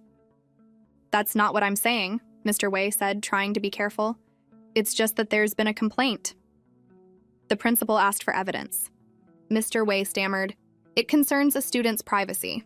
All I can say is that Huo Yao definitely got the competition materials in advance." The principal immediately understood. Mr. Wei added, "This year's competition was mostly science-based and extremely difficult. How could a humanities student do better than our class's Yi Lian Fan?" Before the principal could say anything, the physics teacher interjected. "Old Wei, you should probably take a look at this first." It was the final question from last year's physics Olympiad that Yi Lian Fan had given to Huo Yao. It had stumped thousands of students. Yi Lian Fan had spent a week on it and couldn't solve it, but Huo Yao had solved it in one night. Yi Lian Fan couldn't believe it and had told his physics teacher. The teacher was convinced Huo Yao was a natural science prodigy and was on his way to the principal's office to try and recruit her when he ran into Mr. Wei making his complaint. Mr. Wei impatiently took the paper. He saw it was the solution to the physics Olympiad problem, and the method was even simpler than the one used by the genius who had solved it last year. He assumed Yi Lian Fan had done it. The person who solved it was Huo Yao, the physics teacher told him. Mr. Wei was in disbelief. But she's a humanities student. At this point, the principal had had enough. He slammed his hand on the desk. "Old Wei, you seem to have forgotten something," he said sternly. "I originally placed her in your honors class. You were the one who turned her away." Mr. Wei was hit with another blow. "That's right. She was a science student. It was my rejection that forced her into the humanities class." The principal then threw a stack of papers on his desk. "Old Wei, take a look. Is this the competition material you were talking about?" Huo Yao brought it to me a few days ago. She said someone had anonymously mailed it to her house. She was worried someone would try to use it against her, so she gave it to me. And she used a different method to solve the problems on the exam. Mr. Wei's hand holding the papers tightened. Once again, he had been proven completely wrong. This elegant, traditional courtyard home was Old Yi's ancestral residence, the kind of place money can't buy. Today, he had specially invited Huo Yao and Min Yu to his home to try a new dish he had developed. As soon as they got out of the car, someone was already there to greet them. He told them that Old Yi was still preparing the food and asked them to have some tea first. Min Yu remembered that Huo Yao had participated in the national competition and asked her how it went. "I just qualified for the national finals," she replied. "I'm going to the capital next week to compete." "Oh, what a coincidence," Min Yu said casually. "I happen to be going to the capital next week too. I can show you around." Huo Yao didn't answer right away. She rested her chin on her hand, tilted her head, and stared at him with wide eyes. Min Yu started to feel a little flustered. "What is it?" "I was just thinking that a thoughtful and kind-hearted boy like you is a rare find," she said, not looking away. I couldn't help but stare. Min Yu was completely flustered and couldn't say a word. Huo Yao was pleased with his reaction. "I'm just kidding," she said with a mischievous grin. "I probably won't have time." As they were laughing and talking, the two old men appeared. "This is the talented young lady I'm always telling you about," Old Yi said to Elder Pei. He then turned to Huo Yao. "This old man just sells herbs. Come on, try my new dish." Huo Yao took a bite. "Well, what do you think?" Old Yi asked eagerly. After savoring it for a moment, Huo Yao said thoughtfully, "If you added 2 ounces of perilla seeds and a pinch of musk, ground into a powder, it would be even better." Old Yi was thrilled and eagerly asked for her opinion on another dish. Elder Pei was also surprised. This young girl could identify such a subtle issue after just one bite. "Young lady," he asked curiously, "you seem to have a deep understanding of medicinal herbs. Is there a traditional Chinese medicine doctor in your family?" "No," Huo Yao said modestly. "I've just read some medical books and know a little. I'm just showing off in front of you, Elder Pei." This made Elder Pei even more excited. "You have such a refined understanding just from reading a few books? You must be a genius among geniuses." Old Yi, seeing this, became even more eager to claim her. "Young lady, are you sure you don't want to be my disciple?" Huo Yao was at a loss and could only explain that she really wasn't interested in cooking. "What about traditional Chinese medicine?" Elder Pei suddenly asked. "Are you interested in that?" The rejected Old Yi exploded. "You old quack! Are you really trying to get a young girl to sell herbs with you? And having her be a cook is any better?" Elder Pei retorted, not backing down for his potential genius disciple. And so, the two old men started bickering. Finally, Huo Yao made her stance clear. "Besides studying, I'm not interested in cooking or selling herbs." Meanwhile, at an all-school assembly at number 1 high, the principal was sternly lecturing the students. Instead of studying, you're all busy spreading rumors and disrupting the school's atmosphere. A student recently posted on the school forum starting a rumor that Huoyao cheated in the competition. The school will get to the bottom of this. In the audience, Lucia's best friend was terrified. Xiaxia, what are we going to do? Is the principal going to punish the person who posted it? What are you so scared of? Lucia said, trying to act calm. Didn't you post it anonymously? I also told my homeroom teacher about it, her friend confessed. Now Lucia was not calm. What? You posted it anonymously and you told your teacher? Are you trying to get yourself expelled? You're the one who told me that Huoyao forced your dad to pull strings to get the materials, her friend said, looking wronged. I was just trying to stand up for you. Lucia was speechless. How can I have such a stupid friend? She pulled her arm away. You caused this mess. You're on your own. Her friend's world came crashing down. I did all this for her and she's just throwing me under the bus. After cutting ties with her friend, she sent a message to her powerful father, asking him to take care of the situation so she wouldn't be implicated. Unsurprisingly, Lucia was called to the office. She walked in and greeted the principal as if nothing had happened. When he explained the situation, she immediately put on her saint act. First, she took all the blame. It's all my fault. That adoptive daughter, Huoyao, begged my dad to pull strings with the association to get the materials. I was so disgusted by her behavior that I complained to Ying Ying. I never thought she would actually post it on the forum. Then she bowed deeply and begged the principal to be lenient with Ying Ying. I am willing to take responsibility for my careless words. At this point, Mr. Wei, who had always disliked Huoyao but could never get rid of her, asked seriously, Lucia, are you sure it was Huoyao who asked your father to get the materials? Absolutely, Lucia said without shame. To clear things up, I even asked my dad to come. The principal was exasperated. Fine. I'd like to hear what your father has to say about this. A little later, her father actually showed up. He walked in and said with a guilty look, Principal, I am so sorry for all the trouble my adoptive daughter has caused. She's just not a good student. She was always at the bottom of her class back in our small town, and now she insists on participating in this national competition. It was a moment of weakness on my part. I'm so ashamed that I helped her cheat. But the principal wasn't buying it. Huoyao? He had gone to great lengths to recruit her. Mr. Liu, are you saying that Huoyao's grades are very poor? Thinking he had the principal convinced, her father continued, To be honest, I even had to pull strings to get her into high school back in our town. At this point, even Mr. Wei, who had once suspected Huoyao of getting in through the back door, thought he was laying it on a bit thick. Lucia was panicking. She had forgotten to tell her father about Huoyao's current grades. The principal didn't waste any more time with him. He just pulled out a stack of Huoyao's recent exams. When her father saw that they were all perfect scores, he was stunned. That's impossible. Mr. Liu, the principal asked, not holding back, are you still going to blame everything on Huoyao? Just then, the principal got a call from the main association. After the call, he said, The matter of the leaked competition materials is closed. Her father was secretly pleased. It was a good thing he had called his friend at the association ahead of time. But then the principal added, Lucia's eligibility for the national competition has been revoked. On what grounds are you revoking my daughter's eligibility? Her father protested. You and I both know the reason, the principal said firmly. If I were to pursue this further, it wouldn't be just a matter of revoking her eligibility. Lucia knew her father had already been talked into a corner. Lucia had to agree. Pushing it further would only make things worse. As Huoyao and her deskmate were leaving school, her deskmate laughed. People are so weird these days. Look at what they're wearing. He pointed to a man in a trench coat with only his eyes showing. Huoyao saw the familiar figure and was speechless. Big money, her deskmate said. Didn't you say your brother was picking you up?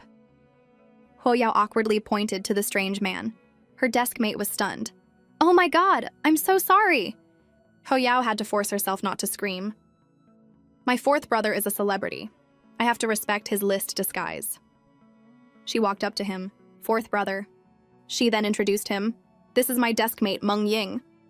Her fourth brother, thinking this must be his little sister's best friend, took off his mask and said politely, Hello. Meng Ying was completely starstruck. She couldn't believe that under the mask was such a handsome face. After they left, Mengying couldn't shake the feeling that she had seen the handsome man somewhere before. In the car, her fourth brother kept looking at Huoyao, wanting to say something but hesitating. His manager had signed him up for a variety show that required him to bring a family member as a partner.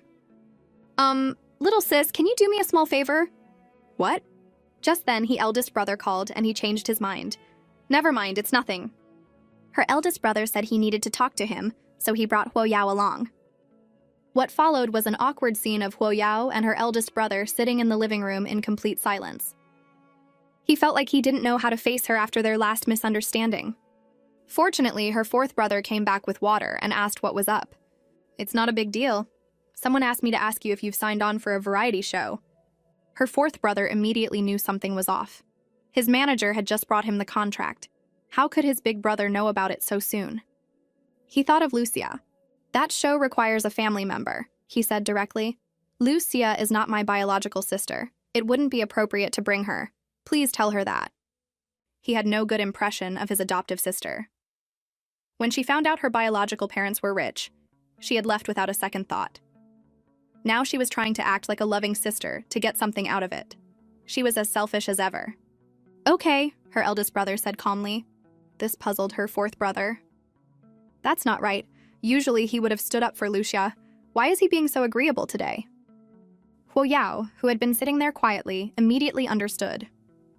Her fourth brother excitedly told their big brother that she was sure to get into Tsinghua University because she was always first in her class. Her big brother felt even more guilty. He remembered how he had thought only Lucia had a chance and had looked down on his real sister. Well, congratulations then, little sis, he said awkwardly. But Huoyao was engrossed in her phone and didn't seem to hear him. Her fourth brother had to awkwardly laugh to cover it up. I have to get back to the office, her big brother said, and turned to leave, feeling a little helpless as he saw she was still on her phone. Her fourth brother took the opportunity to walk him out. Is there something going on between you and little sis? He asked. No, nothing, her big brother said, shaking his head. But he was thinking, I can't blame her. I brought this on myself. When he got back, he asked Huoyao with a grin, Little sis, you and big brother. But Huoyao just patted his head like he was a child. Sweetie, some questions are better left unasked. You wouldn't get an answer anyway. He immediately looked like a pouting child. Seeing this, Huoyao sighed. But I can help you with something? Like, say, being your partner on a variety show?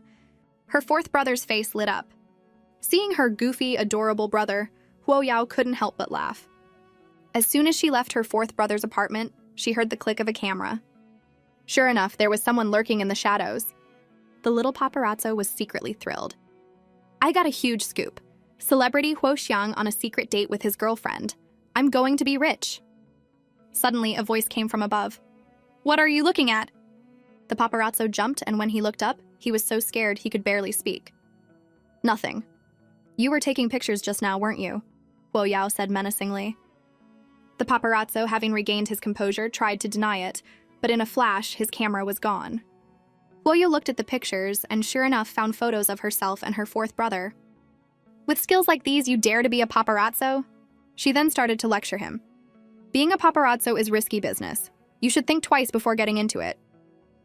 But the paparazzo got angry and tried to fight her. In that critical moment, Huoyao finally remembered the concept of self-defense. A minute later, the poor paparazzo was a mess.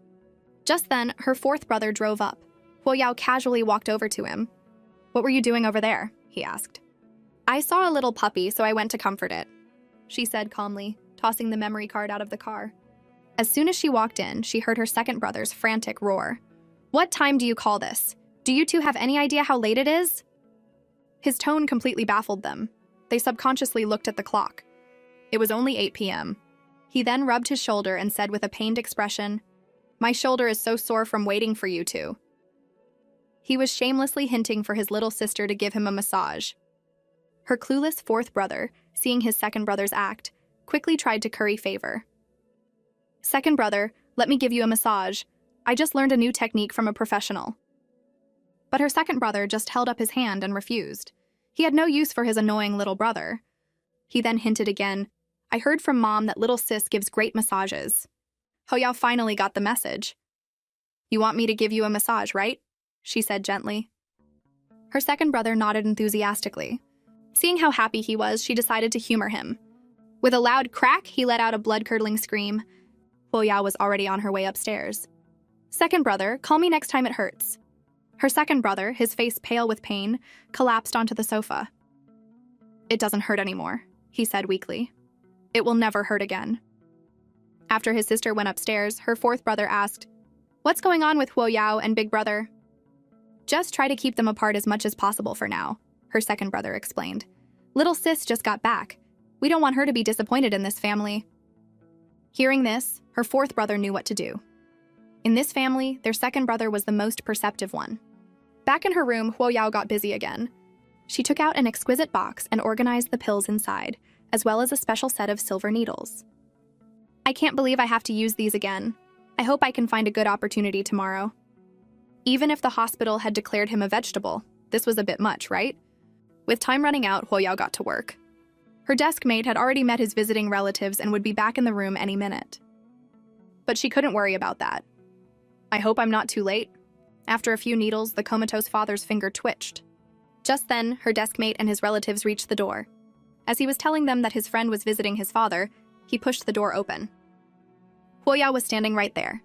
She told her desk mate she had an emergency and had to leave. She then shoved a bottle of pills into his hand and whispered in his ear, Your dad is awake. Give him one of these now and then one every other day. Before her desk mate could react, she was gone. At that moment, her older cousin shouted excitedly, Come quick! Uncle is awake! Huoyao went home and acted as if nothing had happened, just sitting in the living room playing on her phone. Her fourth brother tried to start a conversation, asking if she liked music. It's okay, she replied. He then put on a song, turned the volume all the way up, and kept asking if she liked it. Huoyao's ears were about to burst. It's great, you can turn it off now, she said, and went back to her phone. Her fourth brother was annoyed. Who is she talking to? She's so engrossed. What's so important that she's ignoring her big brother? Seeing this, Huoyao showed him her phone. An old doctor is asking me about a prescription. What's so hard to understand? Her fourth brother looked at it and was even more speechless. What is all this? I don't understand any of it. Meanwhile, the doctors had given her desk mate's father a full examination. All of his vitals were improving. It was a medical miracle. Mengying thought back to Huoyao's expression as she was leaving. It was as if she knew his father would wake up. Could it have something to do with her? But how is that possible? He sent Huoyao a message to tell her the good news. She replied immediately, The medicine I gave you is from an old doctor. It's harmless, don't worry. Mengying was shocked. How did she know I was going to ask that? He couldn't dwell on it. He just had to thank her. Just then, his cousin appeared in the hallway with headphones on. You can go home, Mengying said, taking them off for her. You don't have to stay with me. But his cousin insisted on staying and wanted to share her idol's music with him. When Mengying saw the celebrity on her cousin's phone, it jogged her memory. She quickly sent a message to Huoyao. Big money. Is your brother a singer? Yeah, but he's probably just an amateur. I haven't really asked. Mengying demanded a picture of him. Huoyao didn't have one, but since her fourth brother was right there, she said, Fourth brother, let me take a picture of you. He was in the middle of eating a piece of cake and was about to strike a handsome pose, but she had already taken the picture. It's for my desk mate, the one you met before.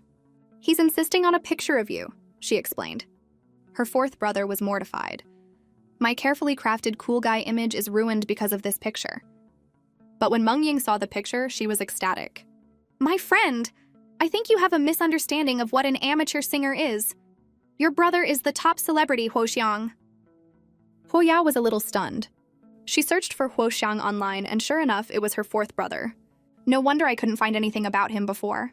He's using a stage name. Her fourth brother, seeing her looking up news about him, was sure she was finally realizing how amazing he was and would be impressed.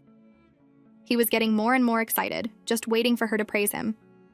But then she just said, You should put on your shoes, the floor is cold. He was crushed once again. Why is this never how I imagine it? The day of the National Academic Competition Finals had finally arrived. The school took it very seriously and had arranged for them to fly to the capital for the competition. After they landed, the teacher warned the students. The school has arranged for your food and lodging. I want you all on your best behavior for the next 2 days. No one is to cause any trouble. Not far from their bus, two intimidating men appeared, with a row of black cars parked behind them. Everything about them screamed, "Trouble." A sharp-eyed male student noticed that the license plates on the cars were all gold and had consecutive numbers. This was no ordinary group. Just because he had stared for a few seconds too long, he had caught the attention of a bald man, which sent a shiver down his spine. Just as he was panicking, the teacher patted him on the head. "You talk too much, get on the bus." The lead teacher then bowed to the group. "Sorry to have disturbed you." He couldn't believe he had run into that family here. The whole scene was terrifying. He wondered which important figure was in the car. Ho-Yao suddenly stopped, a strange feeling of familiarity washing over her. But then she remembered she was in the capital and dismissed it as a mistake, getting on the bus. The person in the car was, of course, Min Yu. On the bus, the male students were still talking about the incident. That group was so scary. They were like something out of the mafia. When they looked at me, my heart skipped a beat. Ho-Yao, however, was calmly looking at her phone. This puzzled Yi Fan, who was sitting next to her. He considered himself to be worldly, but even he had felt a sense of fear when faced with that group. Why did she seem so unfazed by it all? Just then, Ho-Yao received a message from Min Yu, asking if she wanted to explore the capital with him that night. She declined, saying the principal would break her legs. Min Yu couldn't help but laugh at her playful reply. His driver was baffled. The master who never laughs is laughing at his phone? What's going on? The assistant turned around. "Yuge, since Miss Huo is in the capital, should we invite her to dinner?" The driver was even more baffled. He dares to call the master Yuge? He's got some nerve.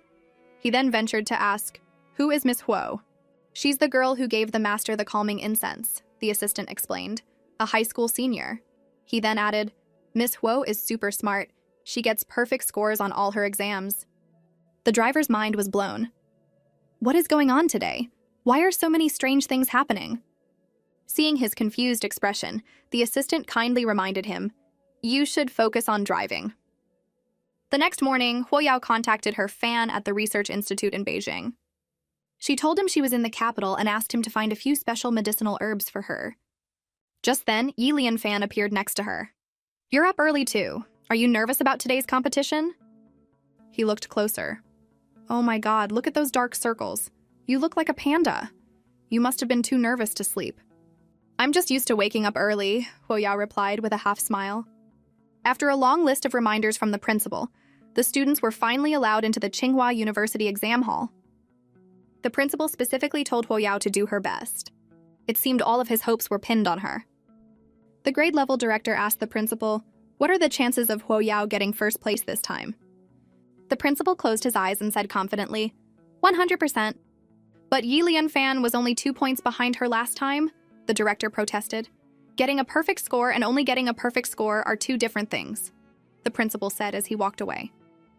"She's the person who nearly crashed the education systems of several major universities. As long as she's around, Yi Fan will always be number 2. Ho-Yao was enjoying herself in the exam hall. She loved the feeling of being able to focus on her studies. With a ring of the bell, the national academic competition began. High-stakes moment. In the exam hall, Ho-Yao's every move caught the proctor's attention. While others were still struggling with the multiple-choice questions, she was already working on the long-answer problems. Her speed was astonishing. The teacher was stunned. But then he saw the name on her paper, Ho-Yao, and it all made sense. She was the genius who only ever got perfect scores. "I just hope she can keep it up," he thought.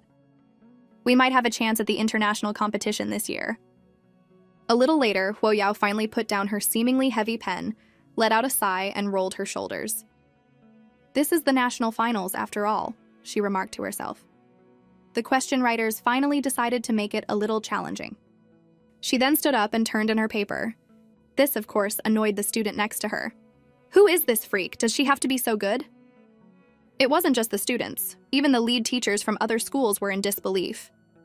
How can she turn in her paper early in such an important exam? "This year's questions are so hard," one teacher commented. "Turning it in an hour early? She must have given up." "Not necessarily," another teacher said with a smile. "What if she finished everything?" They both chuckled. It was clear they were being sarcastic. But then, the lead teacher from number 1 high calmly said, Yes, I also believe our Huo Yao finished all the questions. Hearing that it was the Huo Yao from number 1 high, the two teachers' faces burned with embarrassment. Soon after, the principal got a message. Huo Yao turned in her paper early. She said she had to go. Tell her to be safe, the principal said. But after hanging up, it hit him. What? She had to go, so she turned it in early? He then said, feigning panic. Old Yu, we have a problem. Our Huo Yao turned in her paper early again. This old Yu was from the capital's Education and Culture Association Research Institute. He had piqued old Yu's curiosity. This year's questions were carefully prepared by our institute. She finished them in 2 hours? The principal sighed. Yes, she's been a bright kid since she was little. Old Yu was not impressed. Oh, stop showing off.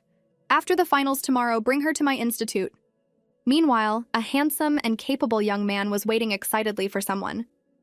I'm finally going to meet the master in person. I'm so excited. I wonder what she looks like to match her incredible talent for pharmaceuticals. Just then, a young girl's voice came from behind him. Lei Xiao? A delicate hand tapped him on the shoulder. When he turned around, he saw a pretty girl dressed like a high school student. You want to play? He asked in disbelief. His world was about to crumble. The master was a young, beautiful girl. How could the world be so unfair? Is it really that surprising? Huo Yao asked. The worldly Lei Xiao quickly composed himself. It was more than surprising, it was a shock. Huo Yao then invited him to dinner to thank him for helping her get so many medicinal herbs in the capital. After getting in the car, she told him she needed to borrow his lab after dinner. He readily agreed. It wasn't often you got to see a master at work. By the way, she asked casually, how is your research on the RO virus going? His face fell immediately. We've made almost no progress in a year. I was hoping you could analyze our experimental data for us when you're done. I've never worked with such precise experiments before, she said, declining. I don't think I'd be much help. Lei Xiao thought she was just being modest. No way, what about before? Oh, that was all just guesswork, she said quickly. I didn't have any practical proof. Lei Xiao was hit with another blow. Just guesswork? And she was able to solve a problem our institute had been stuck on for years? And she was only 15 or 16 at the time? Is this the difference between a genius and a mere mortal? Soon they arrived at the lab. Huo Yao was very pleased with the equipment. What she said next almost made Lei Xiao faint again. She didn't just want to borrow the lab, she wanted to borrow him. His mind was buzzing. He thought about all the poisonous herbs she had prepared. If anything went wrong, he wouldn't even know how he died. This is outrageous. She had never used modern, purified medicinal agents to make pills before, but that didn't stop her. She just took one sniff and knew the purity of the agent. Her fan was hoping for some praise. So what do you think? Is my purification precision high? It's barely adequate, Huo Yao said, unimpressed. It wasn't as pure as what she could get with traditional methods, but it was enough to cure her brother's poison. And this method was much faster. His enthusiasm was once again crushed, but he was still in awe of her. She had been able to deduce the exact experimental data just by calculation, and after watching him do just a third of the experiment, she was able to do it herself. Even more impressive, it was her first time using the equipment, and she not only completed the experiment successfully, but also did it in less time. She was like an alien. And the worst part was, from the look on her face, she wasn't even satisfied with her own performance. It was too much to think about.